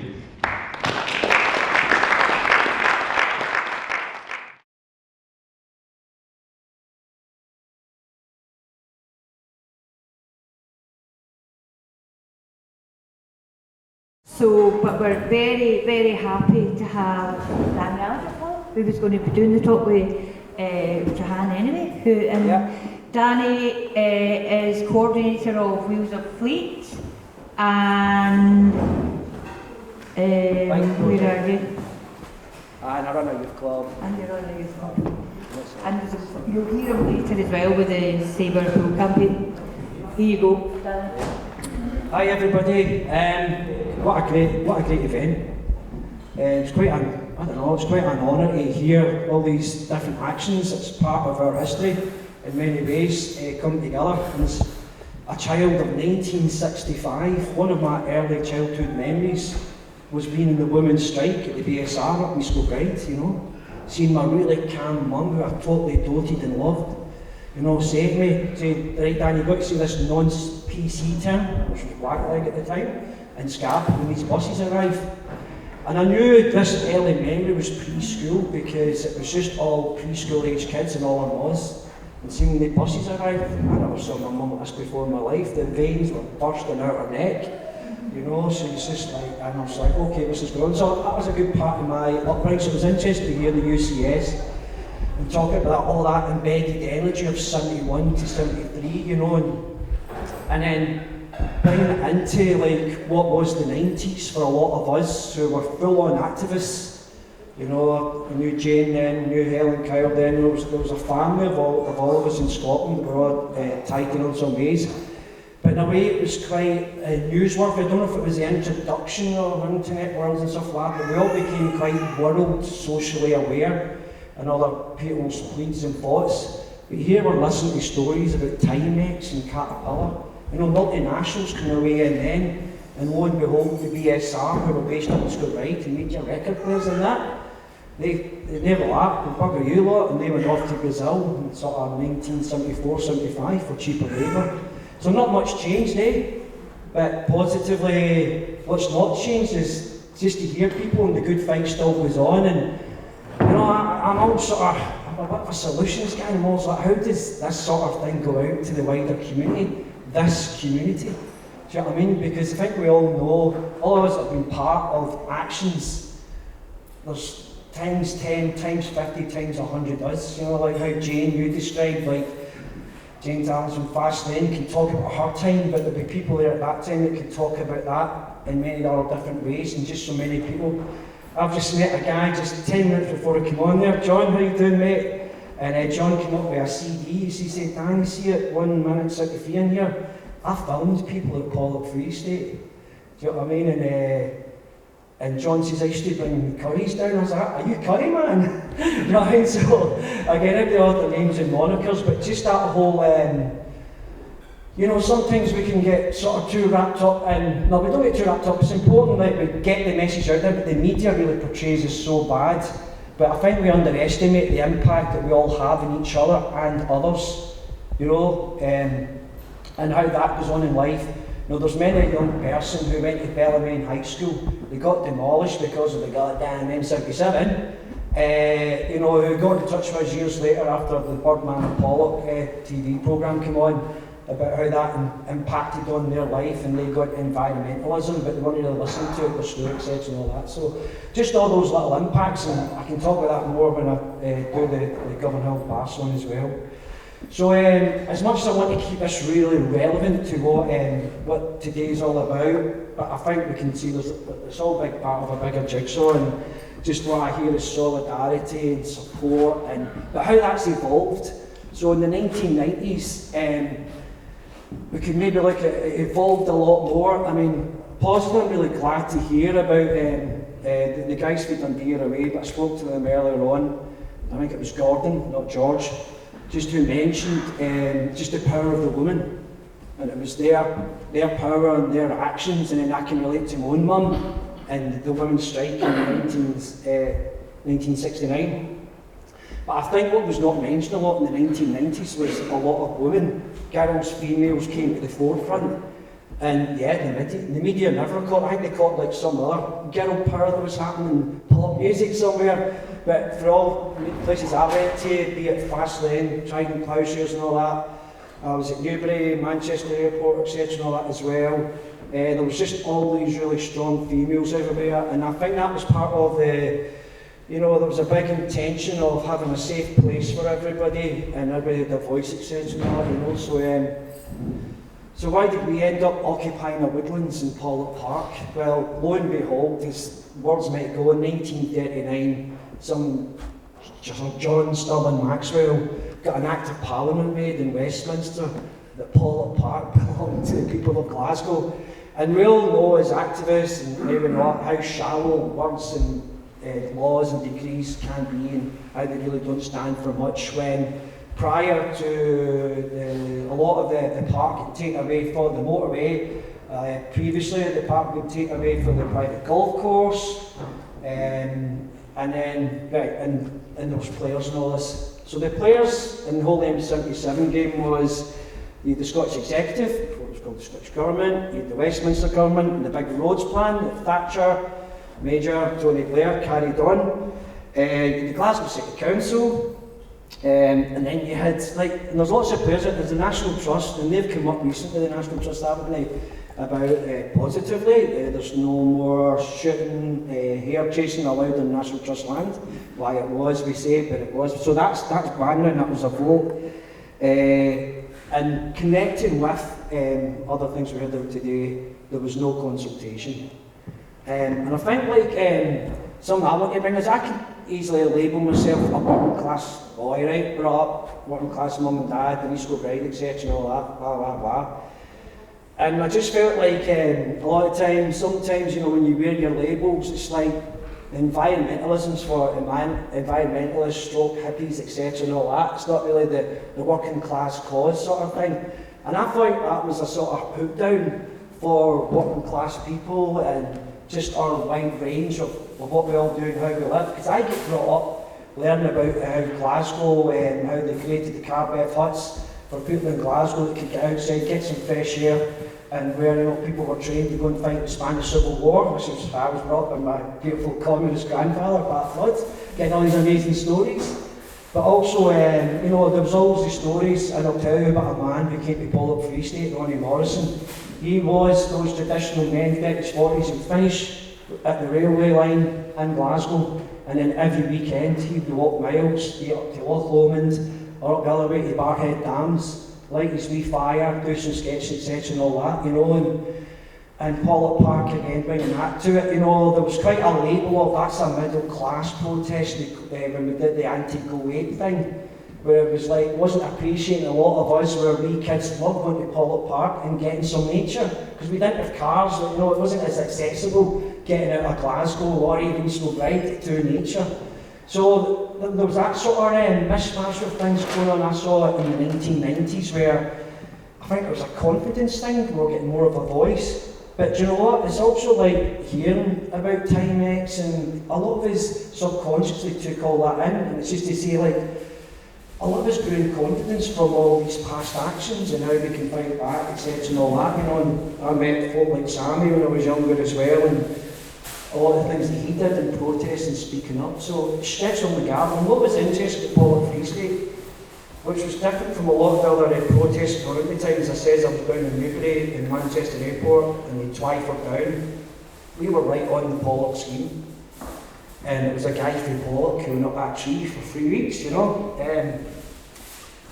So what you had during this fire, and we were there sort of, I don't know, 2 years, and Fatima mentioned all those anniversaries they were on. It's actually 25 years since Pollok Free State closed down, but passed on to being what is now the Gale, you know, so that's another anniversary. It's quite strange. All these, so there must have been something there in the night. Oh, I don't know, there's all these anniversaries this year. But what you had around the fire, and we were never bored, right? There was constant things to do. But you had all the different kinds of socialists, you had lots of different kinds of anarchists, you had environmentalists, you had some right extreme hippies. Do you know what I mean? It was amazing. Because for the majority of the time it was peaceful, and the debate was incredible. You know, it was, we were all learning off each other, so lo and behold, I don't know if any, if you want to catch up with this and probably a better job than me, but I am on it. But if you watch the Birdman from Pollok, it covers, you can get it on YouTube, but you can watch clearly all the things that happened in the Free State and how we evolved into the Gale. But we started a thing called the Pollok Free State University, and this was all about this confidence thing. And this guy John asked some really good questions this morning, and John was talking about, you know, how we move on, what is industrial democracy. And from my background, you know, I had been in Europe, I was cycling, I was working organic farms, I was going to a lot of eco-communities, etc, etc, etc. And I was learning where people were like taking the power in their own hands. We be our leaders, we be our own bosses, no one's slave, no one's master, as the song goes. So the Pollok Free State, the idea of the Free State University was, and there's just been through COP26, the Govan has just been announced, the Govan Free State. Go and check that out if you ever want to go and visit the Gale. So it's us, you know, having the confidence, and we design how we all relate to each other, how we pay each other, how we barter with each other, how we share with each other.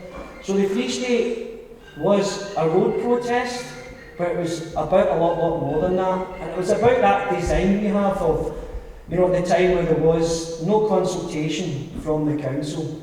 We had a really bitter council leader at the time, Charlie Gordon, and others. In fact, Charlie evolves into the whole Govanhill Baths thing as well, I don't. So we all get passports, you know, and it was a lot of good fun, it was a lot of creativity, but it just made a lot of people think more, and it was a really good learning space because the global movement started then. So we had visitors from British Columbia, from Air First, Daniel Johnson, and that linked us up with the New Hawk tribes who were having a massive land fight with the Canadian government at the time. And then we get into the whole Rinto Tinto, RDZ, the big bad boys who smashed to pieces Bougainville, used Tony Blair's jet fighters to smash Indonesia, etc. and all that. We get into Shell, it was the time sadly of Ken Saro-Wiwa, 8 other activists, one who was a student at Clyde University. And that was all down to our boys who have their nice big offices up in Aberdeen, and they're called Successful, you know. So there was this world education going on, and I think then at the time a lot of us were learning the skills of Indigenous peoples who had been fighting these fights for decades, for hundreds of years, and they were organised. There was the Zapatistas, etc. You know, there was, as I said, the New Hawk, the Hikesik, you know, and the tribes in Nigeria as well that were fighting against the multinationals and in Australia. So it was a great place to be, you know, it was a big learning curve. Like a lot of campaigns, I don't really mention today, UCS like that, but it's a stressful thing as well. Do you know what I mean? It's quite it's very front line, and you've got to react quite quick when suddenly they do something, etc. and all that, you know. You know, there's titles from Pollok Free State called the Valentine's Day Massacre, and that was one that, so they would keep taking trees by trees. And that time, the Valentine's Day Massacre, if I can paint a picture of Pollok Park, it took easily over 1,000 people. It was when the Bellamy High School had come out as well, you know what I mean? And we just charged and we took over all the tracks as they charged. So that was all very empowering, and it could be chaotic as well then, you know what I mean? And amongst all us discussing, you know, the Pollok Free State, there's a famous line from Colin MacLeod in the Birdman of Pollok film.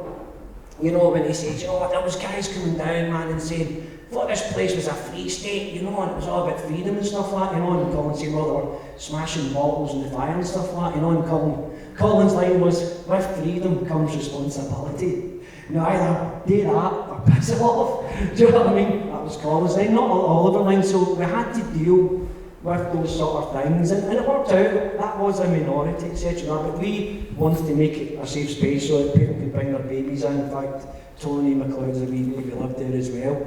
So it turned into a, you know, people described it as a work of art, Pollok Free State. I don't know if any of you have seen it, and can see the programme. I've got lots of lovely pictures here of it as well. You know, where we had, we created totem poles, we created a big library.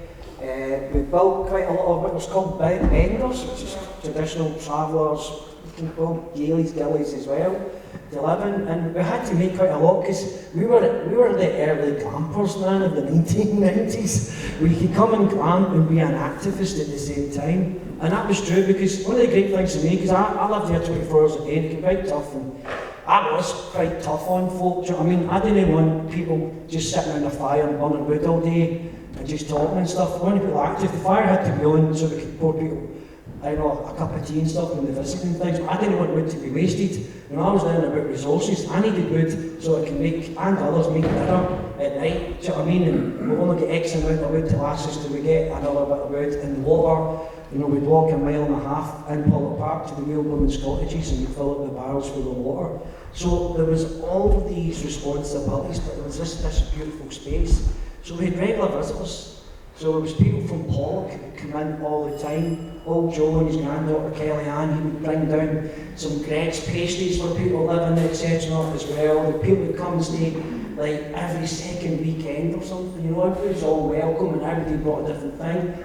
Quite a lot of us were musicians, poets, storytellers, that was all shared. So it was a place of magic, you know. And that was, a lot of that sort of evolved through the whole protest time, you know, when a lot of us were up trees, there was quite a few arrests, etc. as well. But we're always really quite coordinated, you know, it opens up to a lot of the wider, you know, as I said, Sammy wasn't there, it was just that all the socialist groups were there, communist groups, anarchist groups, we were all there, and we were all really, Pollok Free State was quite a meeting, I think, for a lot of us for the first time, and introduced a lot of us to a lot of other campaigns, etc. You know, we were protesters for hire. I remember, you know, a coach one of us went down to Newbury, and we got this sort of like, I don't know, it was a bit uncomfortable, but this sort of welcoming, and we were down there preparing for evictions. We were building a lot of tree houses with like 40 camps down in Newbury, do you know what I mean? I remember going to Faslane, going to Pollok. I remember we went to Pollok. This was a minibus office, you know, the minibus arrives in the Free State, and right, who's all ready? I'm like, what's this? He's going to Faslane, man, to stop the convoy. Going to Pollok to stop the convoy, do you know what I mean? We all pedalled in. It was a good day out, but gosh, that was tense. And I'm like, I don't know if I could do this Faslane stuff, you know, but I did go to Faslane quite a lot, lots of events, and I also did quite a lot of cycling events. So all that spilled out into Pollok's state, you know, estate, you know, where people lived, only people that came in. So a lot of the people living in Pollok get introduced to things and never get really introduced to it before. You know, a lot of us, you know, we had people that were coming down from Isle and Mull, etc. and all that, you know, who had small holdings, etc., or did projects. So we could take different groups from Pollok or wherever and go and visit other parts of the country. So it really introduced people into Scotland, it really introduced a lot of us into the land reform issue.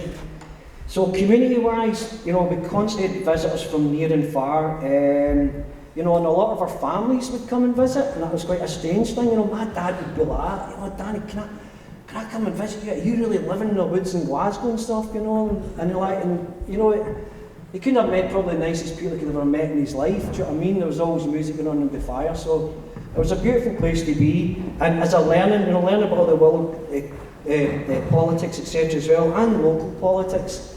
I don't know if people remember, but there was a well-known activist, Walter Morrison.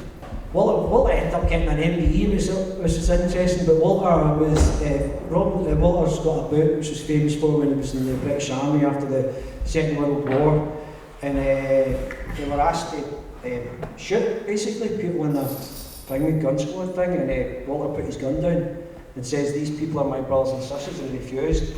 So Walter was a community councillor at Govanhill, which was a neighbour to Pollok Park. You know, and Walter, you know, like Colin in many ways, we were all equal. We really looked up at Big Walter as a chief. You know, he was just an amazing big human being. And I really had a moment one time. So when I was at the Free State, and again, keep myself busy, I went and did a horticultural therapy course over in Rutherford, which I would cycle to for 2 days a week from the Free State, much to the annoyance of the tutors at the college, because they didn't like how I smelled of wood smoke all the time. And my big dangly dreadlocks as you make me have, do you know what I mean? But I came out one time, I came back, and it's just because I found this picture last night, do you know what I mean? It's just like we made a garden at the Free State as well, you know what I mean? And some lovely carvings in there, we all did stuff as well. But I came back, and there was Walter just sitting there with Betty, and it was a beautiful sunny day, and I said, "Oh, Walter, how you doing, mate?" He said, "What are you up to?" He says, "Danny, I'm just meditating." And I'm like, I've never heard a working class guy use that M word before. Do you know what I mean? So, you know, to me that was just a, why not? And just like have a bit of bravery. I feel like I'm in the Free State, man, there's dogs walking about me. But just having that bravery, do you know what I mean? And after, sadly when we lost Colin, and me and a couple of others were up talking at the church saying some words, I was up with Colin's daughters. And after it, Jahan, who's not here, Jahan says, "Oh, Danny, just nobody mentioned Colin's like spiritual bravery." And I was like, "What do you mean by that?" And it just meant having that confidence, having a go, and it just means just speaking up. You know what I mean? Call out that racism, call out that inequality, you know. And I think for me and for a lot of people, certainly from the Govanhill Baths thing as well, we all just fed off each other confidence, you know, be brave and do the right thing, you know. So that's Walter Morrison, amongst many that we met. I've just got a couple of minutes, so it was like 2 years of shared dinners. You can't beat that. Sometimes it'd be 20, sometimes it'd be 40, and we managed it. You know, Colin would come saying, "Danny, what he's making tonight? What sort of wood do you want to prepare a certain fire, etc." You know, we all made so many new friends from it. You know, it really evolved. So 96, what evolved was we started discussing where do we go from here. Again, another famous line from Colin was, right, enough of showing them what we're against, let's show them what we're for. And that's when the move happened to Govan, and we had this whole idea of doing the Galgale and doing traditional skills. A lot more than that, but it was more than that, the people skills. It was about the world awareness skills of the environment and nature, and why we're still not forgetting COP26. Do you know what I mean? It was all really relevant for us at the time. And it just opened the door for so many of us. So the Galgale, it's in Fairley Street in Ibrox. You can go at any time you want, but they have social evenings every Thursday night with their shared food, and you can do a local skill as well, you know. So Pollok Free State, as I says, there was lots of protests in the 90s where, you know, sort of the landscape changed in the sense of where people were suddenly not just questioning, well, we did with the Govanhill Baths, a municipal building, but we're actually questioning the seizure, the takeaway of the land. So earlier on, again, I'm just playing with my words, I'm just like, who's occupying what just now? You know, a lot of us end up occupying because it's the wrong occupiers. Do you know what I mean? It's that multinational that's occupying that company where the people are given their hours so they can put food on the table and pay their rents, etc. Do you know what I mean? And in our case, we had all these different interests of occupying Pollok Park, and it was just purely for the commodification, the commodifying of land, which is a very much used term these days, I think, in awareness. I'm finishing off maybe with, this is a celebration. Well done to Pollok for doing this. It's really unique, isn't it, to hear all these different things that have taken over the decades in Scotland to do this. Darren McGarvey, when he's on the Birdman Pollok programme, you know, Darren says, at the end of the day, it wasn't about the winning or the losing, it was about the connections that were made. Do you know what I mean? And that's why we're all here, because we've made all these connections, and hopefully we're all stronger and more powerful for it. So, hey, keep up the good fight, everybody. Thank you.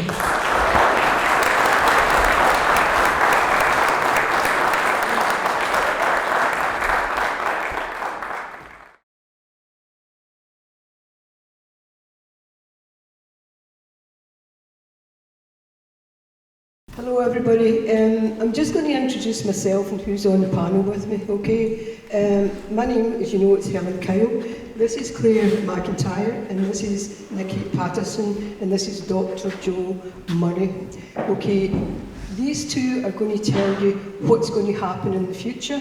I'm here to tell you what happened in the past, and Joe will end the session by reading a poem that he wrote last night about Occupy. Okay. I'm going to spend 2 minutes giving you a very brief background of who I am. Basically, I was born in Paisley, and there was 2 things that happened to me that has influenced my life ever since. 1, my mum died when I was 7, and 2, I wanted to be a ballet dancer, and my father said, keep to the singing, hen, because you get legs like a sparrow. But the fact is, that really hurt me as a child. And it's affected all the decisions I've made through my life, those 2 things, okay? So basically, I left school at 15. I've worked in factories, I've worked in offices, I've worked in all sorts of different things, but I'd always wanted an education. I got married. I married an engineer who ended up being a folk singer, and God, did that change my life. Don't know if it changed it for the better or for the worse, but it definitely changed my life. But by the time we were in the folk scene, a friend of ours who ran about Paisley said to me one day, Helen, if Danny and the Waynes were to leave, what would you do? His name was Jerry Rutherford. And I said, I actually don't know what I would do. And he said, well, you need to think about it. He said, because eventually the Waynes are going to leave, and if you know anything about Danny, he might leave as well. So I decided I'd go to university, but it took me till I was 38, okay, and I became a community development worker in relation to the qualification I got. And as a community development worker, I got a job with Age Concern Scotland as a campaign worker to talk about and to try and change the language of how older people are talked about, even in the early 1990s, because they were always patronised by the media if they, got done something bad. So these old people, but when it came to what they needed, they were just a pain in the backside. Okay. Anyway. During 1990s Year of Culture, I worked for Age Concern, and they asked me to organise a concert as part of that.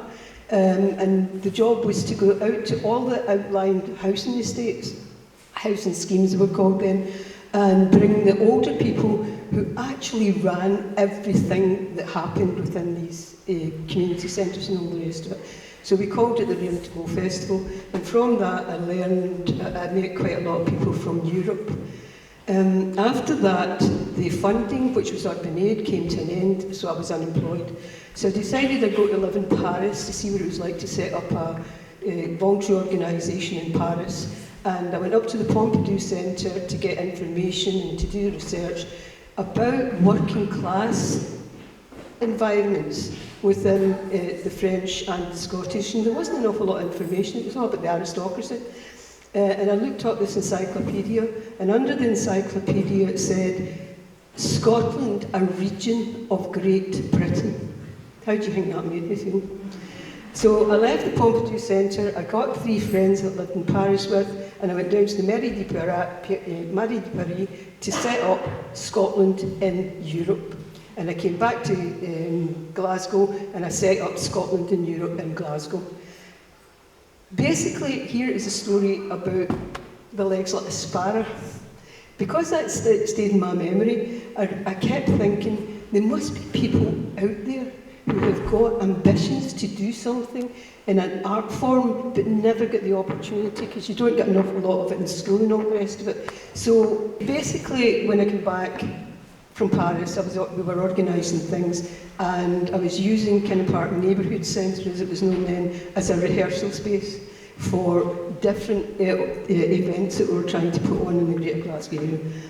And somebody came round, and I just lived round the corner from Kinnan Park Complex, and somebody came to the door and said, Helen, they're shutting down the building, and we don't know what to do. It's like you were saying, Danny, there was no negotiations. What had happened is there was cuts to the budgets in Glasgow City Council.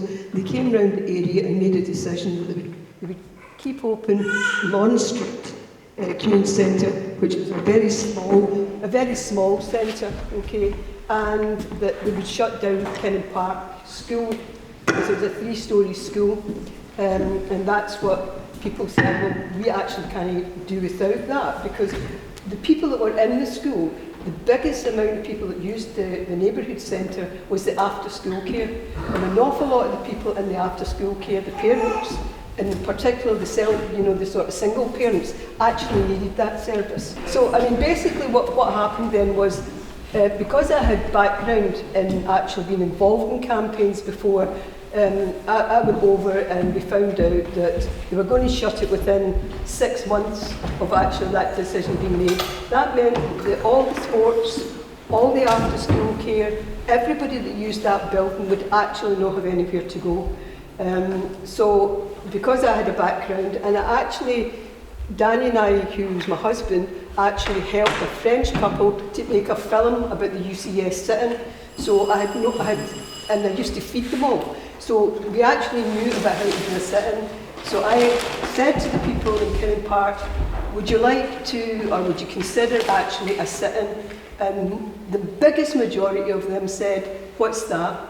Because nobody had, the people that used it were not politically orientated, they'd not been involved in politics before. But anyway, we decided we would have a sit-in, and we had a sit-in for 55 days. I'm not going to go through the process of how we went about actually getting the sit-in. I'll just say 2 things. There was 2 MPs in competition for the constituency seat. One was a sitting MP who was Mike Watson, and the other was a new MP from the Asian community called Sarwar, Mohammed Sarwar. And that fight was on between these 2 guys in our area in relation to who was going to get the MP seat. Mohammed Sarwar won, but we were able to utilise that fight between those 2 to convince them that if they didn't get us, the building, then actually we weren't going to vote for them, and we'd be out, and we're hundreds to say, don't vote for these guys, they took that building away from us. And to be honest with you, I think that's why we actually won the building. Now what happened is, they gave us the building, but they gave the lease of the building to Scotland and Europe, because Scotland and Europe had community development workers. And they said, you can have the building, but you have to set up a management group that will take on that building. So the majority of the women from the after-school care came onto a management committee, and for a year, it took us a year to take them through the process of being a management committee. But the difficulty was that as soon as their kids left the after-school care to go to the high school, the management committee collapsed. And that happened year after year after year. So Scotland and Europe, in a sense, was left managing the community centre. But what was really important to us was that we had to develop a strategy. And God bless Govanhill. It was known as the shipbuilding place of the Clyde, right?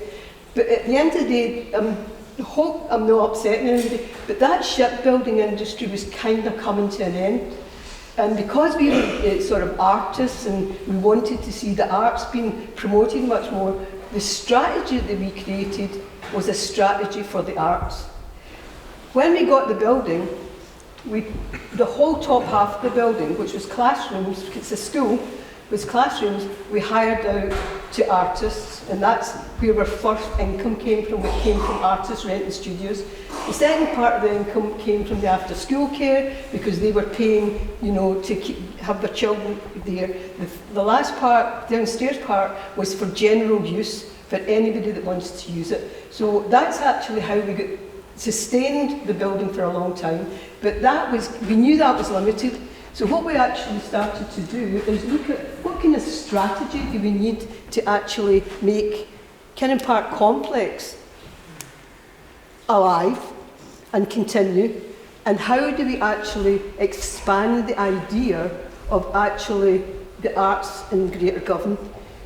Anybody that lives in the Greater Govan area will know that it's dominated by football, fitba. Notice I said fitba that I'm wearing. So we decided, right, let's see if we can actually get a strategy that would take into consideration how we could promote the arts as a new industry in Govan. And can you imagine the horror that went down in Govan? Fucking arts. Take your trendy West End ideas hen and just stick them. Okay, but I said, look, I'm from Paisley. I've never been to the West End, so bugger them off. Anyway, what we did is we started with Light in the Lit. That was putting the light in literature. Because of the French connections with Scotland and Europe and France, we started to get involved with the French Institute. Okay, and what we did is we brought writers from Easterhouse, Castlemilk, Govan, and we brought them all together, and we got a writer called Janet Paisley. We also picked an issue that was relevant to the European communities at that time, and it was called A Family Affair. So we got this writer to write a play, and we got all the other writers to write poems, okay? Now, A Family Affair that Janet wrote about was the issue that was really prevalent at that time. And that was that young women were getting pregnant because that's a good way to get a house. And that's the truth. That attitude actually existed, that if you got pregnant, you get a council house quicker. Okay? So that's what the play was about. And it was very successful, and we had great writers, and that was the first time we organised ourselves and took 50 people, which included the senior citizens who came from the housing schemes that was part of the Year of Culture. We took 50 performers over to Paris. We put all the musicians into all the Irish pubs on St Patrick's Day, and it went down a bomb. The pubs ran out of beer, it ran out of whiskey, it ran out of whatever, and we put all the writers into second-hand bookshops like Shakespeare's and things like that. It was very successful, and the way we actually got the money for it is people, well-known people, actually made donations, you know, that we could raffle, and we raised £6,000. That's what got us to Paris and back. When we come back, I'm just showing you that there was another trip to Paris, and we had people like Alistair Gray and all the rest of it actually in Paris with us. Okay, next. So what the strategy was the Govan Social Inclusion Partnership. I don't know if you all know that every 5 years, it's like living in Russia, every 5 years it changes. It used to be Urban Aid, it used to be APTs, now it's Thriving Places. This 5 years was the Social Inclusion Partnerships. And what we did, this is Kinnan Park here, see this building here? That's it, Kinnan Park. So what we did is people who wanted to move to Kinnan Park from the artist community, actually we found them other places throughout Govan, as far up as Shield Hall Road, and they started arts in that sense. I was given the opportunity of being the chairperson of these Govan Social Inclusion Partnerships, and from that was organised community forums. And the community forums were made up of people who ran community facilities in the Greater Govan area, and it was community facilities run by people who lived in the area. It wasn't, you know, tiered in any way, it was grassroots. And the community forums and ourselves asked Scotland's creative funders at that time, which was the Scottish Arts Council, it's now Creative Scotland, for a grant that would then go to the community forums, and they would make the decisions as who would get the money in relation to the arts. For me, that's the first time I had ever worked where community grassroots organisations had control and decision-making possibilities that made sure that what was people wanted in Govan in relation to the arts actually was, we were able to focus that, and it became very, very successful. Okay? However, 3 years down the road, it went to the wall. Okay? We now have thriving places, and that's what we're working on just now. And also I felt, well, Scotland and Europe felt, not just me, that our time at Kinnan Park Complex had come to an end. So instead of holding on to it, or going with it, we decided we would withdraw from the building. By the way, we had it for 12 years. So what happened was I approached all the people who were renting the building, who were the same people who had rented the building for the very start, the artists, the after-school care, the community organisations. And I said, right, we're having to leave. It's time for us to move out to the building, because there was 3 shops in Govan that had lain empty for 25 years because the shipbuilding industry had kind of died down.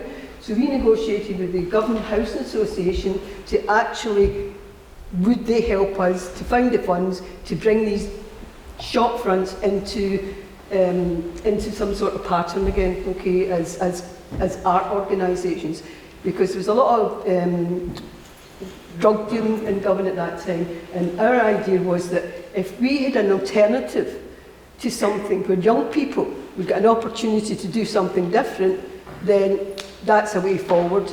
And we got the 3 shops, and they became the Portal, which is a community organisation that runs arts from children right upwards, a studio, and the one that I had was an art centre, but it now is run by the Mental Health Women's Group.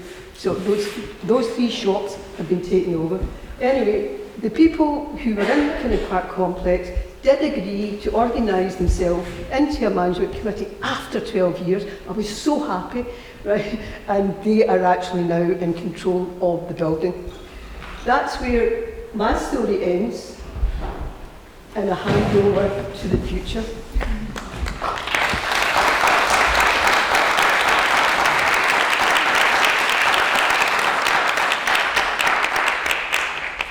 I'm Claire. Thanks, Helen. So I've been with the Kinnan Park Complex since 2015. I started there as a volunteer, and I just want to start with, throughout this time, and since Helen's been there, volunteers have been so integral to that building keeping going. All those people that took up spaces and worked in there, kept it going over time, and since around 2015. It's an old Edwardian school building, so repairs were becoming much more challenging to fix. Things like broken heating, faulty electric, rot, things like that are made it become more of a kind of more uninhabitable place to spend time in. And these people have kept it going through that time. So around 2015, we kind of thought, we need to do something about the repairs and how are we going to get money to do that, because nobody would give Kinnan Park Complex the money.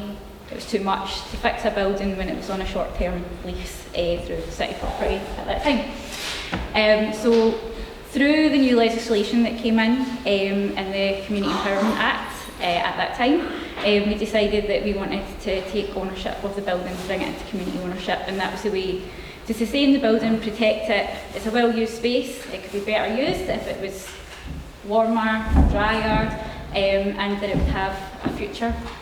So we started this journey in 2015. That's been a long process. Eventually, in 2018, we became a Scottish charitable corporate organisation. And the idea behind that was to build towards it becoming, to become a member-led organisation. So coming back to what Helen was talking about, we want the community centre to be guided by the local people. They want to be the people deciding what's done with it and how we spend money in the building. So basically we moved towards becoming a scale. So yeah, in 2018 as well, that was also when we received money to purchase the building, and we launched the membership in 2019. Now, Cannon Park Complex has been closed since the end of 2019 to go through the renovation process. We're still closed, we're hoping to reopen in January. But we kicked off this membership and started getting people interested in how they can participate and have more of a say in what happens in their community centre. And we had our first AGM just before we shut in 2019, and that was also the same day that we signed the purchase of the building. It took 17 months from getting the funding to be able to buy the building to go through that process, so it took quite a long time, and it took us 4.5 years to actually move through that whole process to get us to a point where the building's now in community ownership. We're almost finished the renovations, and hopefully the building, has a long future ahead of it. And we're really excited. I'm going to pass on to my colleague Mickey, who is going to talk a little bit about what he's doing and how we're getting more people involved in what's happening at the Cannon Park Complex and other projects in the local area. Thanks, Claire.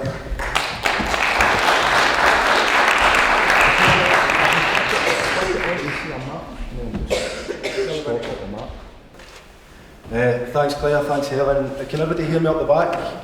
Excellent. My name's Nicky. I'm the community development worker, or part of the community development team I should say, at Cannon Park Complex. And a lot of this chat, as Danny said earlier, it's fantastic to come and hear about all these projects and all these occupations. And I think occupation represents a community of confidence really.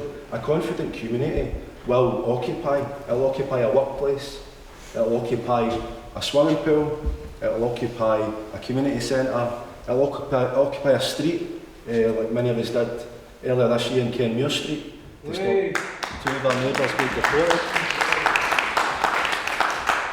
What the legacy of Helen and Cannon Park and the local people of Cannon Park and Govan, of their occupation at the Cannon Park Complex has enabled is a community anchor organisation to exist in that part of Govan, which is right in the dead centre in this map. It's also allowed them to win that building and the land into community ownership. That brings power, and power brings confidence, as we know. It's also enabled them to hire people and hire teams like the team that I work as part of community development team to go and do some serious community learning and development work in the local neighbourhoods. That builds confidence. There's loads and loads and loads of skills and competences, and organic skills and competences that exist in people in neighbourhoods from their workplace or from their everyday activity. But what that doesn't necessarily bring is confidence, and it's part of my team's job to go out in these neighbourhoods here. So we're working between Ibrox and Tradeston, and it's quite an interesting area. It's not Govan Town Centre, which has had, as Helen was saying, thriving places, a lot of input and a lot of investment in it, as has Gorbals. Gorbals completely unrecognisable today as it was when I was a boy. This area has been historically overlooked in terms of investment, in terms of development work. But it does have within it Cannon Park Complex, right dead centre, also Galgale, just up towards where you can see the underground symbol at Ibrox.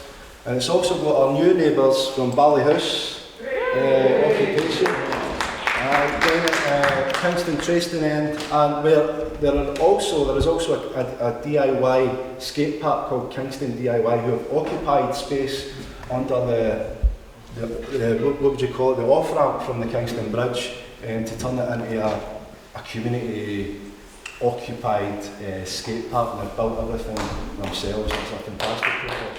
So I really do encourage you to look that one up as well, and especially the folk at Ballyhouse. We can make some connections there, I think. But part of that is about having people. Well, part of this project. So I should say a lot about the main project I'm doing here is that my team are doing. It's called the Local Place Plan, which is a change to the Planning Act 2019. The Scottish Government want, for various reasons, communities to be in charge of decision making and planning.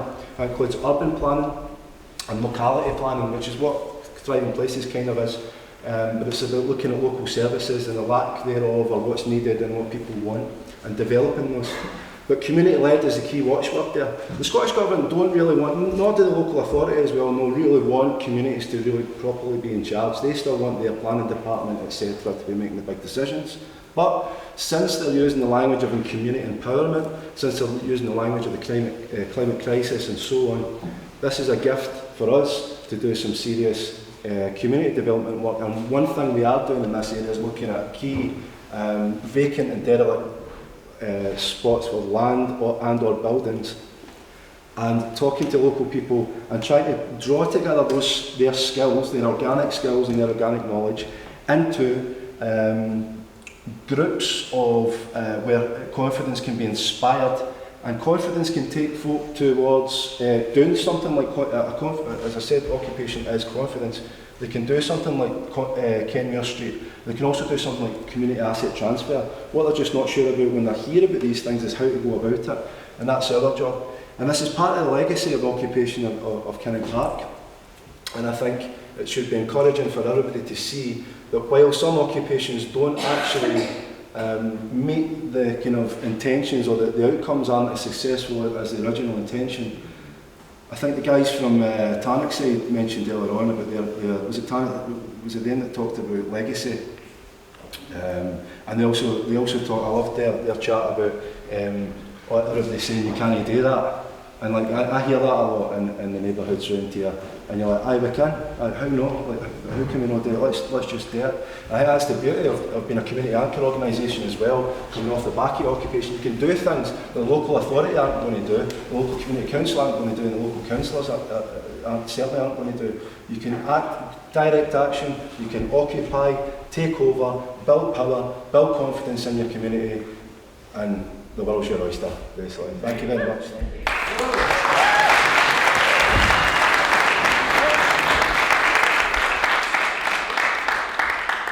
Just before Joe reads his poem that he wrote last night on behalf of this today, I just want to say, going to do us a favour. These two have come up with a statement that Noam Chomsky came out with, because we say so. So could you say it back to me? Because we say so. Because we say so. Because we say so. Because we say so. Thank you.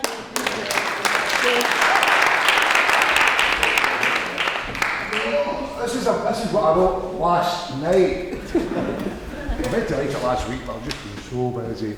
Listen, we're going, no, he's making excuses for a poem he's not even read yet. Damn right I am.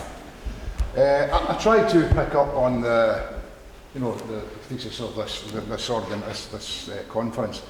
And this poem's called It's Not Theirs. In a world where the only way now to feed your family is to work for the man, then he tells you his publicly funded factory or office is no longer financially viable to him and will cease to provide you with that work. Take it back. Occupy. When you are told what belongs to your community, land, housing, schools, baths, meeting and social spaces no longer belong to your community, take it back. Occupy. When rich folk buy and sell your nation's best land in secret places, then keep it for the pleasure of themselves and their pals, when they expel you, take it back. Occupy. The only land any person can own is determined by their shoe size, and is no longer theirs when they take even one step, because it becomes this, then that, and that. When they tell you that they own what you built, take it back. Occupy, occupy, occupy. Thank you.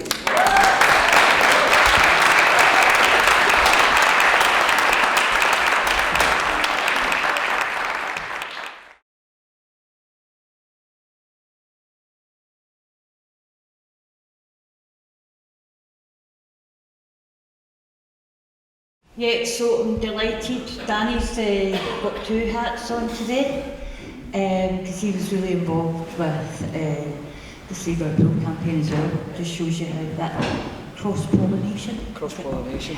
And we have Gina Dare, who's an original campaigner as well, and still involved with Govanhill Baths Community Trust. She runs the cast-offs knitting group. We have apologies from Ray McKinley, who is coming over from Cork. Unfortunately, she couldn't travel today. So I'm just going to pass you straight on to Danny. Thank you. Hey, hi folks. Try to speak slower this time, okay? Well, here we go, Govanhill Baths. Wow, 20 years, 141 days. It's lovely to see Jean. I've just seen Jean, not seen Jean for a while. I live down in Galloway now, so I'm up in Govanhill quite a bit. And I bump into folk now and then. And we're family, aren't we, Jean? I suppose we are like a lot of families, we don't see much of each other. But it is a massive family, you know, like lots of campaigns, do you know what I mean? We became family because we supported each other, we really needed each other. And we ended up realising we all lived in the same community and we all reflected and represented that community in a really powerful way. So just going to be a bit daring here, we've just had a poem, let's have a quick wee song. Occupy, occupy, occupy, name our pie in the sky when we die. Like birds of a feather, we'll all stick together and shout out, let's occupy. So, that's really, so look at that, that's an original copy from April 2001 of the fantastic Alistair Hewlett folk singer who I'll talk about that in a minute, about the songs. So what do we know? So again, from the subject I spoke about, well, Free State, and other subjects, no consultation. You know, so who's occupying our lives that it's in such a state? You know what I mean? We don't always have the unions to represent us. You know, when it's a front line, when it's something actually happening in your community, or we don't have any representation, if it's whatever. So the story went. And I really know the story now, because this got brought out this year, and this is an amazing piece of writing, I just have to say. Brushing up anyway, I'm not embarrassing you anyway, but because it is a fantastic book. And it's the history of the baths, it's the history of swimming in Scotland actually, it's the history of steamies in Scotland, the history of steamies in Britain, and it's the history of the occupation from 2001. It's a really well laid out book, and there's pictures in it and everything. You know, a lend of somebody called Bella Moore, who she actually opened the Govanhill Baths, and she was a young swimmer. I think she was originally from Paisley, is that right? Just to make that connection there with Helen Kyle there. And yeah, it's just an amazing read, you know, and there's quotes from myself and Jean, and many others in it as well, you know, so if you want to, I'd recommend getting you that book. So what you've got is a parade in Glasgow, Govanhill, a very densely populated area in Glasgow. So you think that term, city fathers, and a misogynistic term, want to do their best for that part of the city and really help it. But what do they decide to do? Without telling you, they want to take away one of your healthy assets, something that helps your physical and mental health, because Govanhill Baths was a very, very, very busy place. It was really popular swimming pool up until the steamy closed in the sort of 1990s, early 1990s. It was very busy, steamy. It was a very, very popular social space. It's where a lot of people met, and it wasn't just people living in Govanhill. You know, it was even busier. There was people coming from north, south, east, west of Glasgow. You know, because they used to swim there when they were kids, and they still always went back. And because it was a unique building, you know, it was an Edwardian building that was opened in 1917, and something that really sticks in my mind, I'm going off script here, but after the baths was closed, it was one of the first EGMs of the Govanhill Baths Development Trust. There was a lovely guy called Alan Pert, who worked for a company called Nord Architects, and they did a lot of amazing work for us for the baths, you know, for free, etc. and all that, to help make the design, which has evolved over the time, the design of the building that's getting built there just down Calder Street. But Alan did this EGM, right, there was a PowerPoint, and he just held his clicker, and he says, just watch this. And he went click, click, about 20 times, and it was 20 buildings that have been closed in Glasgow in the last 10, 15 years or something. From swimming pools, schools and libraries. Beautiful, beautiful buildings. You know, Helen talks about going to Paris. Well, no, we can go to many other cities or countries and just admire this beautiful place. Whereas we seem to have an authority that was determined to demolish and bring them down. And it's really quite sad in a way that I can't believe I'm back here in Glasgow and they want to close down libraries. Do you know what I mean? So there's something fundamentally wrong there that they can't, these people that say they love the city, they can't appreciate the buildings, but they can't even support us want to have a healthy quality of life, that they wanted to close down this really busy place. Now, the skullduggery way they did this was, and I only learned this in the book, Bruce, when I read this last night, coming up in the Jane for Galloway. So there was a lot of swimming clubs at Govanhill Baths. You can see lots of pictures, and you know, the Kingston Club, the Zenith Club. A lot of them became campaigners. You know, part of the family, didn't they, Jane? A lot of the swimmers and that.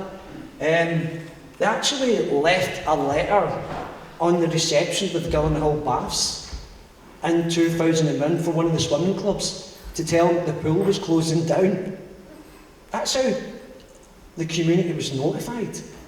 Just in a letter, you know. So we got hold of it, and you know, again, I think a lot of the powers that be it your big companies, etc., they underestimate the connection that we make for where we live and work and the air that we breathe.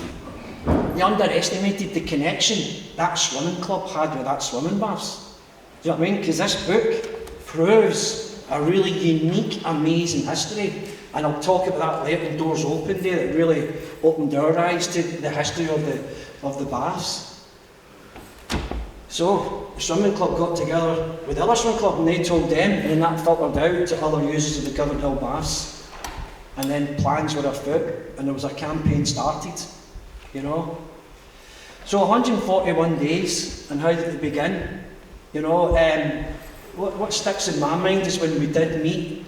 After we'd occupied the pool, we did meet staff in later months that came on. And what they were doing is, and this will sound familiar to lots of closures that have happened before, and this is how well-paid politicians act. You would go to that swimming baths, oh, it's closed today, the boiler's not working. Staff told us that was a pack of lies. That was them getting the numbers down so they can say, well, there's not a lot of people using this.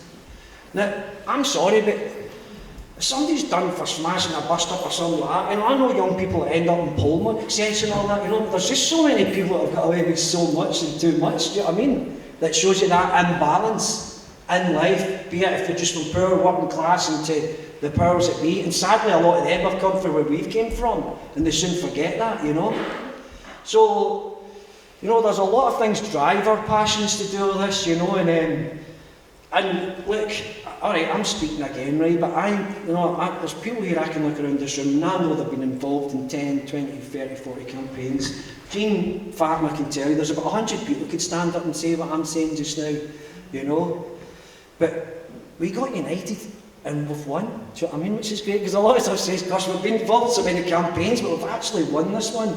It's still, you know, I mean, that place is getting built down there, and it was down to a lot of hard work, you know.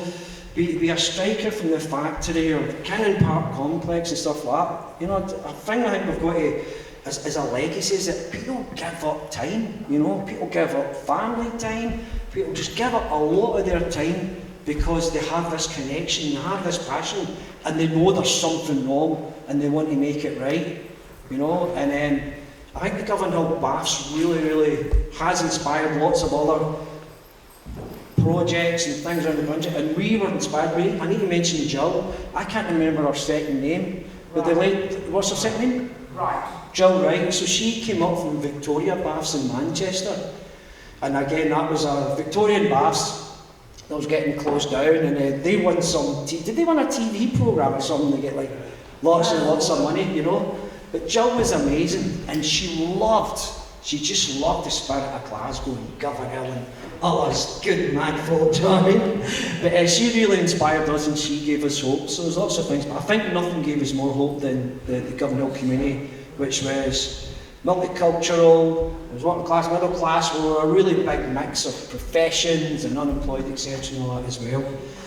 So the occupation started, and people were turning up with their You know what I mean? I can always remember a lot of different people saying it was really sad, man.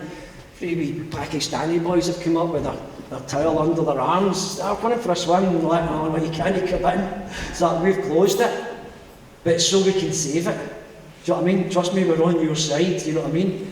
And it didn't take long for the numbers to build. I was actually doing Tai Chi down the road one night. I ended up doing Tai Chi in here, but I was cycling home. I could see a commotion. This was the second night outside the pool, and I could just see everybody. And one of the first persons I meet is Fatima, and I've joined after about 3 minutes. Do you know what I mean? And the numbers just built and built from there.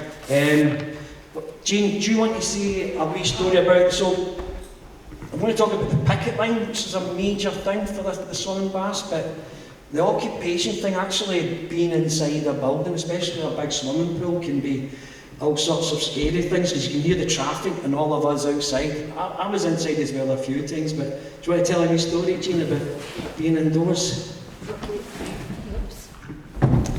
One of the nights, I usually did a Friday night, the whole night,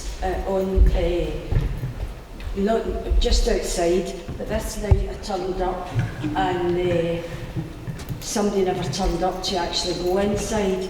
So I waited till my husband came back from his work and told him I was going into the baths, and I went in with Gail, and there was only, well, at this point we thought, well, I didn't think there was only the two of us, but once I had went through to the wee room to go to sleep, I could hear footsteps up the stair, and I thought, oh God, there's a ghost in this place. So I got up, and it turned out it was Gail prowling about up the stair in the slipper baths, which were all locked, and she was climbing over the walls to figure out what was in these baths, because it was full of all the workers' stuff, you know, their belongings that they had just had to leave. So I thought, well, I'll get mine back and do tomorrow. So I got up in the morning. She slept at the front where the fire was and the telly, and I went through into the main pool, into the disabled shower, and I had a shower. And I came back through and I said to her, oh, do you know, that shower was so exhilarating. You want to get yourself a shower, tidy yourself up. So she away through she went, and she came back through and she said to me, oh, you bastard, you've used all the hot water. And I was like that, what hot water? I said, the only bit of electricity in this building is where you're sitting. She went, you mean to say you had a cold shower? And I said, that's right, because when I used to go to the baths, they did have a cold shower in there, and the unfortunate thing is, Godbo's baths don't have cold showers, it's only warm showers. Because if you have a cold shower before you go into the pool, the water in the pool was never as cold as what the shower was. But there was hundreds of people who did the campaign outside, and everybody got on with each other. So it's hopefully it's happening again, and everybody's quite happy. And Jane, yeah.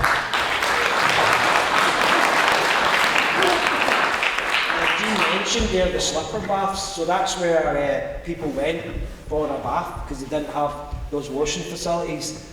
And one of our campaigners, Alan Walsh, he was still going there. You know, he still didn't have washing facilities. 1999, 2000, 2001 in his area. You know, so it just shows you that sort of. So the occupation, 141 days. A lot of us, I took some turns inside because we had a picket line, and the picket line was 24 hours. So for all that time, 141 days, we had a full rota. We had people who would sit outside there at night shift. Me, Nicola Fisher, Geraldine Sinkey, and Agnes Nessa-Meakin, bless her. We did the morning shift, 6:30 to 8:30, before we went off to our schools, etc., to work and all that, you know. But that was full, 7 days a week, and I couldn't get away from the place. I was addicted to it. I would do weekends and stuff as well. That was my social life, was Govanhill Baths. But it was like the guy from the Caterpillar said earlier on, we were mindful of keeping it in the consciousness of the community, especially the city and the country. We wanted the politicians to know this was our pool, and we didn't want it closed, you know, and we were really positive that we were going to get it reopened soon. Do you know what I mean? We wanted to keep that as long as possible, but the sheriff officers did enter during the occupation. They got the waters out of the pool and got the heating off, etc. as well, so we were up against it. There was a constant security company there that out of solidarity we managed to work with. We managed to, you know, get occupiers in and out of the pool and managed to get food into them. We never put on weight because we worked so hard, but we get so much food from every restaurant and cafe in Govanhill that donated well. Big up to Yadgar and all the others for that, you know. The picket line, you could like buy a CD, you could get a t-shirt, you could sign the petition, you know, and the story that Bruce has got is when me and Nessa were there on a Saturday afternoon, and this real woman's coming along the street, she's got a trolley and a wee headscarf on, it's quite a bleak afternoon, you know, and Nessa, like we all loved to bits, I think they called her room after Nessa, and she's no longer with us, but they called her room after Nessa in the Govanhill Baths when it was doing other projects there. So there's Nessa, you know, she's like, would you like to, she's like, the real woman's like, what are you doing? And she's like, oh, we're going to save the pool, man, you want to join us? And the woman's like, nah, you're wasting your time, you'll not get anywhere. And Nessa never gave up. She's like, come on, sign the petition. Nah, I don't want to do that. Do you want to buy a t-shirt? Nah. Do you want to get a CD? And she's like, nah. And she goes, what's these things here? So Jane had come up with the idea of putting the wishes on the trees, which came out of Hiroshima, you know, the wee girl tied the trees and put your wish on. So the wee woman goes, what's these first? And Nessa's like, that's Danny's daft idea. You put your wish on the tree and you sort of, you know what I mean, it'll come true sort of thing, you know. So the wee woman goes like, I'll do that. And so I was like, oh, she's going for the dream wish, you know. So she signs the dream wish, you know, and the wee soul, she goes off up to Alison Street, you know, to do her shop. Do you know, I've never seen that wee woman again, there isn't there. Because we all got to know each other. We all knew each other for breakfast and dinner and what you're going to be wearing. We all got to know each other so well.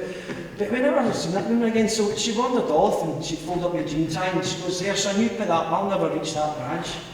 And so Nessa's like, Danny, open it. I said, no, we need to put it on the tree first, the local councillor.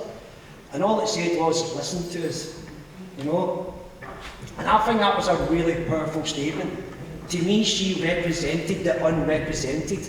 She represented the unheard, the unspoken, but she gives a shit. Do you know what I mean? I don't know how long she'd lived there, but she gave a shit and she said something that spoke for many of us. Listen to us because we're not listened to. You know, so like I said, we all knew each other. Every Wednesday, Jean, we'd all meet. We kept busy. We'd all meet and we'd sing our songs. You know, our wee pool's the best wee pool. You know, find any better. The only thing that's round me is the council stole the water. You know, I mean, all written by Alison. But there were great nights, and we did actions. We'd go and do sit-ins, etc. You know, we made sure we kept in the news. There was plenty of interviews from the TV and stuff, etc. and all that as well. But lo and behold, they went for it, of course, on August the 7th, 2001. So we had a tree phone, and again, that was something that came from a lot of the environmental protests, etc. and that as well, Faslane and that, and quite a few of the Faslane folk that came down and gave them advice for how we occupy the pool and the can't find you, etc. and all that, and lock on, etc. as well. So we were prepared. But you never are prepared, so I think 4 o'clock, the telephone goes, you know, and so then you phone 5 others, basically. And I think by 5 o'clock, when it's still dark, there was a couple hundred of us there already, and then it went on national TV, etc. You know, there's a story shared of a family who were just back on holiday, and they saw it on the Sky TV in the airport, and they turned up at the swimming pool with their luggage just back on holiday and that, you know, they're just like, right, what can we do, you know, so we were there from 4 o'clock in the morning till 11 o'clock that night, you know what I mean? And we fought, you know.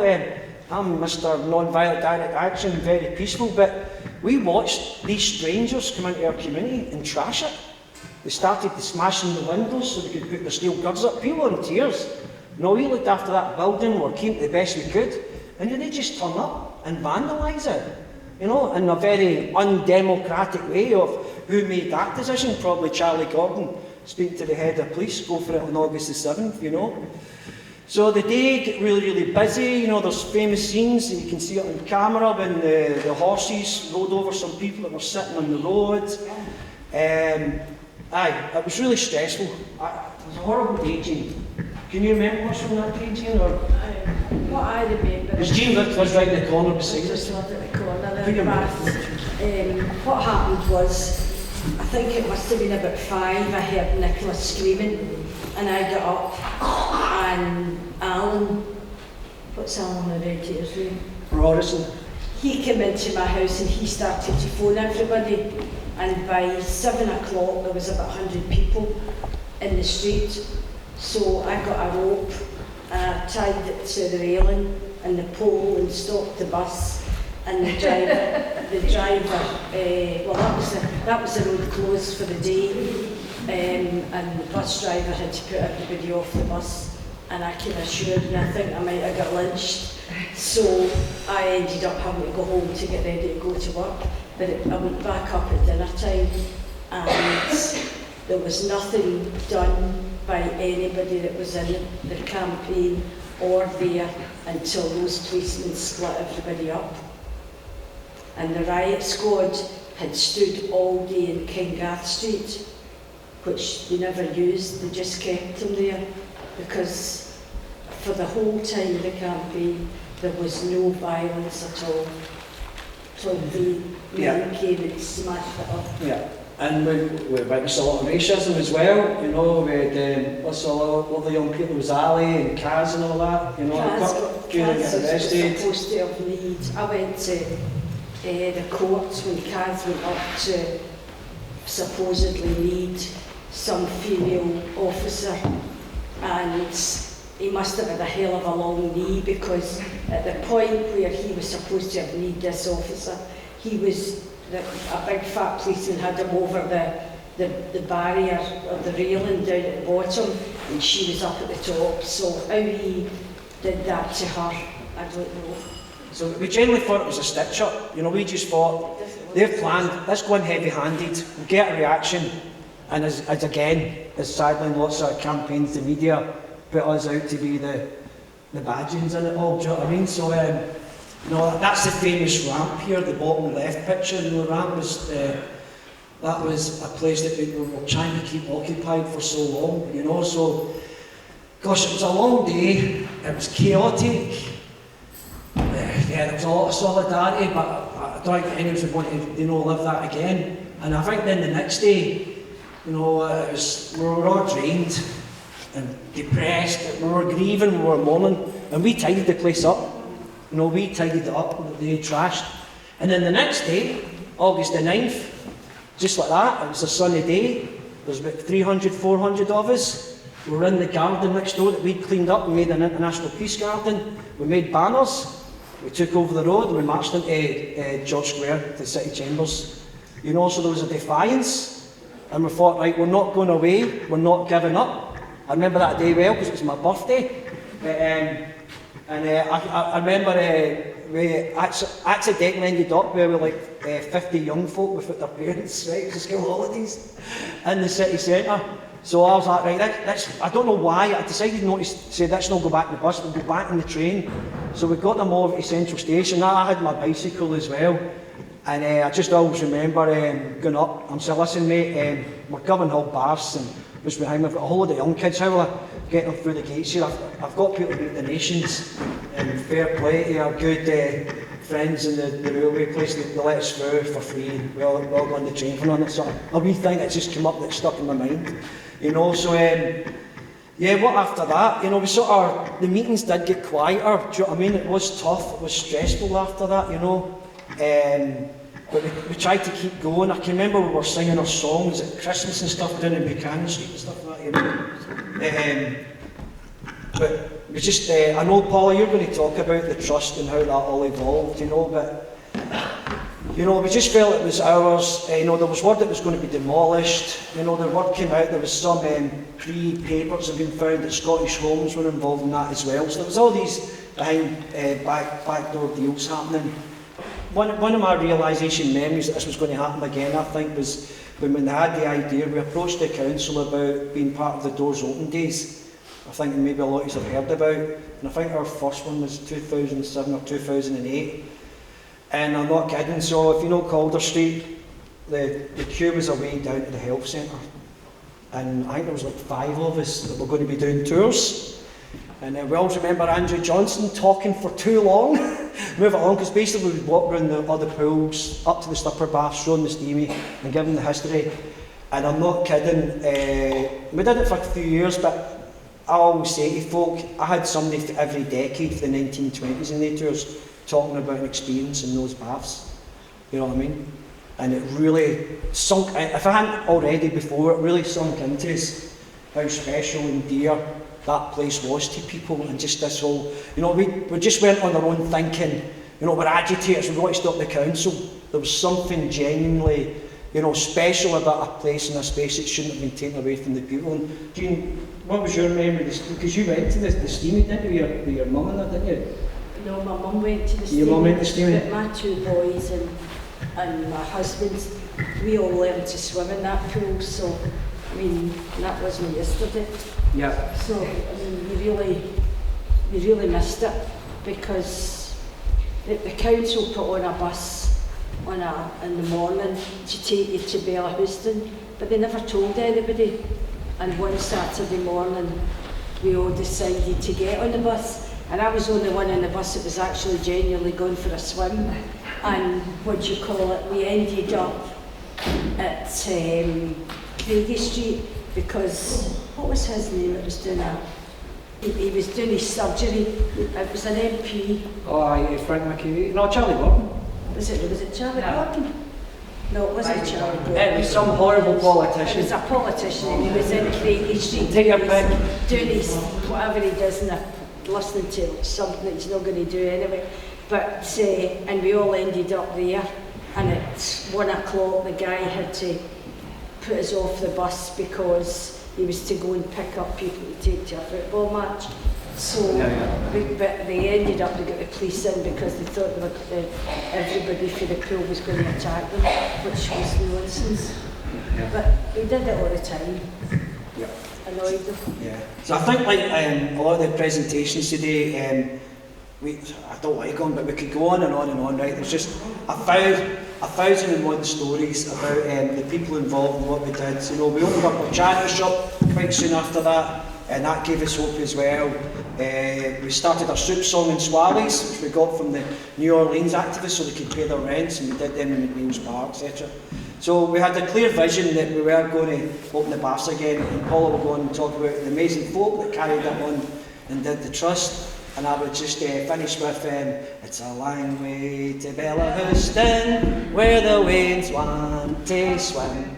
And it's 3 miles to the Gorbals, if you want to use the gym.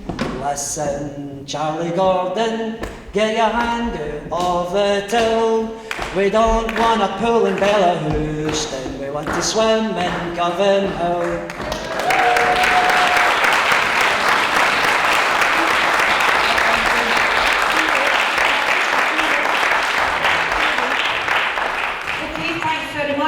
Tomorrow in the afternoon we're going to hear more about the Trust and what the Trust is doing now.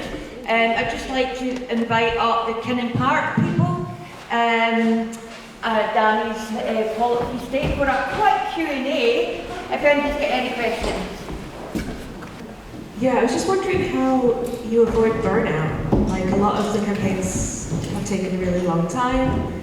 Obviously, Ballyhoo's only ended 2 days ago, and we're all exhausted. And the idea of waiting 4 years, for instance, to get control of a building just seems, exhausting. So how do you keep going and look after yourselves while you're doing such amazing work? Thank you. Yeah, a lot of people are burned out. Do you know what I mean? We miss a lot of people that are not with us anymore, and for some people it just got too much. And there was issues within campaigns. It was just the stress and the burnout and the challenge of it all. But I think it is about like having I'm going to use this word desire. I've got a permaculture background, but it's designing. Have a good design, so it's an upfront ethos of look out for each other. Do you know what I mean? Keep each other fed, go and have a break. I noticed in one of the photographs of Govanhill Baths, there's a lady there called Lynn Burke, Jane Talon. So Lynn Burke was an amazing community anarchist activist, was there for everybody, and she lived at a housing co-op up at Woodlands, and everybody from Faslane Peace Camp knew they could go to Lynn's for a shower and a bath. and stay for 2 or 3 nights. So just any things like that, you know, it's just, you know. Do you want to say anything else? No, I'm fine. Basically, you just got on with it, you know, and as long as you can get home to your own house, put your blanket over your head and get a sleep, you're all right the next day. It's like a job, really. It's like a job. But I mean, you know, for any picket line or all these places, we have a lot of fun. You know, we have a lot of fun. You know, and there's music and you meet people. You know what I mean? You know what I mean? So that does keep you going. But you're quite right. I say, always look out for each other. I think some are especially in these days as well. I'll just keep the question fairly brief. I'm aware that obviously we've talked about lots of different examples today, and there's some obvious connections there. But obviously, some of them are very, very different. I mean, for example, UCS at the start, we were talking more about something which was about a kind of almost a performance of something for decision makers at a national level. Whereas there's lots of other examples which we've heard about this afternoon, which would be more about directly defending a community space. And I just wonder if there are kind of any overall lessons that you think actually can be drawn across all of these different examples that we've heard. I would just say lead the way. You know, there's been divisions in the left over the last couple of decades and stuff, and I thought it was a terrible thing to see, because I think a lot of people in the left valued what impact we were having on community, etc. and all that, but sometimes the left it became personal politics, etc. And we have to rise above that and see the bigger picture, you know, go without ego, sort of thing. So I think more than ever, I don't want to say that more than ever, we've always needed good unity across the globe, sort of thing to say. So I think unity without ego. The thing I think's similar, it's almost like an education. When sit-ins and takeovers and occupations started, it was quite a new idea and a new concept. And for me as a woman, although I had worked in factories and all the rest of it, and I was, you know, on strike a couple of times, what I think gels what happened in the UCS and what happens in communities, it taught communities that if you fight for something, you can do it. But for us, and for me as a community worker and someone who lives in an area where we've done this, the key thing for me that I learned from all the sit-ins I've seen and been involved in is if you don't have a strategy of how you're going to survive it, then sometimes it's just a heartbreaking thing to see, right? And that's what happened at UCS taught me. You have to actually have a strategy of how you're going to continue something that you can control as part of your community. So thank you, UCS. Yeah, I was just going to say, I think something I was thinking a lot about today is, you know, a lot of the stuff I've heard today was before my time, or I was still at primary school, so I think continuing to tell stories in days like today are really, really important, and I think, you know, to explain to young people, you know, what they can do and how they can get involved, and yeah, just reminding people that community space, how important community spaces are to people in libraries, and you know, I think I feel what's going on just now is just like this sort of thing is really important, and try to get that in front of younger audiences as well would be really good. I think Danny's talked about unity there, and I think a lot of these issues, saving a swimming pool or a local woodland or a community centre or stopping neighbours from being deported are things that affect everybody, and there's a sense of universalism there that presents an opportunity for unified action. And I think with the housing struggle and other things that are going on just now, we're all at the mercy of the priorities of big capital, and we can't really, we've tried and failed to overcome that over the past decades and decades. And as Danny said, the divisions on the left have prevented and undermined those intentions. And what we're doing with these universalist approaches are saving something that means something to a lot of people. without coming in from one faction or another. It's part of it is also building something in the shape of the old, and it's seizing power when we get that opportunity. And that's a very unifying, and as I said earlier on, to occupy is to be confident as a community about ownership of a space or use of a space or protection of jobs or whatever that may be. And that's a very unifying thing. And I guess the point is that's what we can do, and with great success in a lot of cases. And that's what, if that's what we can do, then that's what we will do. And I guess that's what I was saying. Okay, thank you. Hi, yes, anyone who's not been in occupation, you should. It's one of the most fantastic, exhilarating things you can ever do, whether it's occupying Kenmure Street, or whether it's occupying Kenny Park, or the Caterpillar. It is one of the most powerful, and you know, we're not always the most powerful when we're on our own or in small groups, but occupying a space or a factory does something that we don't do in our ordinary lives. And I don't know anyone who's been in occupation where it's not been a highlight or one of the highlights of their life. But I wanted to ask a question. What, in a few words, for those who've occupied, I was hoping to ask others as well, what was the best thing about the occupation? What is the memory that really affects you and keeps you going? Because most of us who've occupied continue to be politically active. And if you could... Okay, I'll say, yep, okay.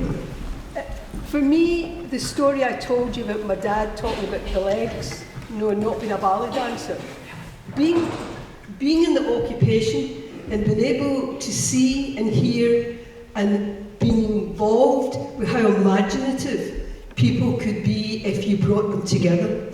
I mean, Kinnan Park Complex had a huge big hall, right? And on a Friday, Saturday and Sunday night, a young group of people said, can we have that place as a roller rink to play music in? And I went, I'd need to ask the rest of the people. I would go and ask them. All right. So I went and asked. And they all said, oh, why not? So for me, to be able to say to young people, to give them that sense of freedom, right, especially because they had roller skates on their thin legs, and they did very well, was an absolute pleasure to me. Yeah, I just making that connection with people on the planet, I think, you know, I would have met Jean probably, and thousands of others, and all the other actions I've been in, so I mean that connection, it's really empowering, makes you creative, and it's just really good for your mental health. I think the friendship that was created from the very beginning. We met Fatima, and it's thanks to Fatima and all her hard work in the last 20 years that's helped to keep the campaign for the pool going, because she's the one, I don't care what you say, Fatima, she's the one that's held it all together and still doing that. Thanks.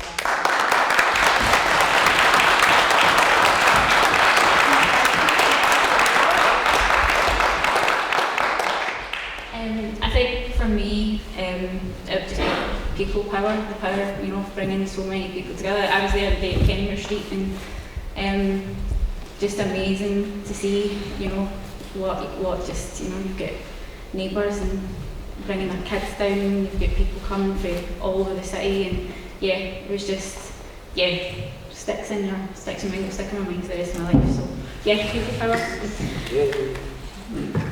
Definitely people power as well, and I think also realising that the things you care about and are willing to act on are things that other people also care about and are willing to act on.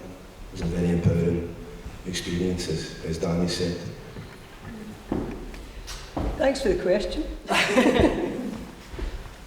Okay, I think we'll just wrap it up there for today. I hope you're coming back tomorrow. We've got Valley House, we've got Rehabilitation, we've got Housing Struggles, 1946 squatting, we've got Love Brand, Jeans, Plastic Passengers, we've got a performance by Donna, Rutherford,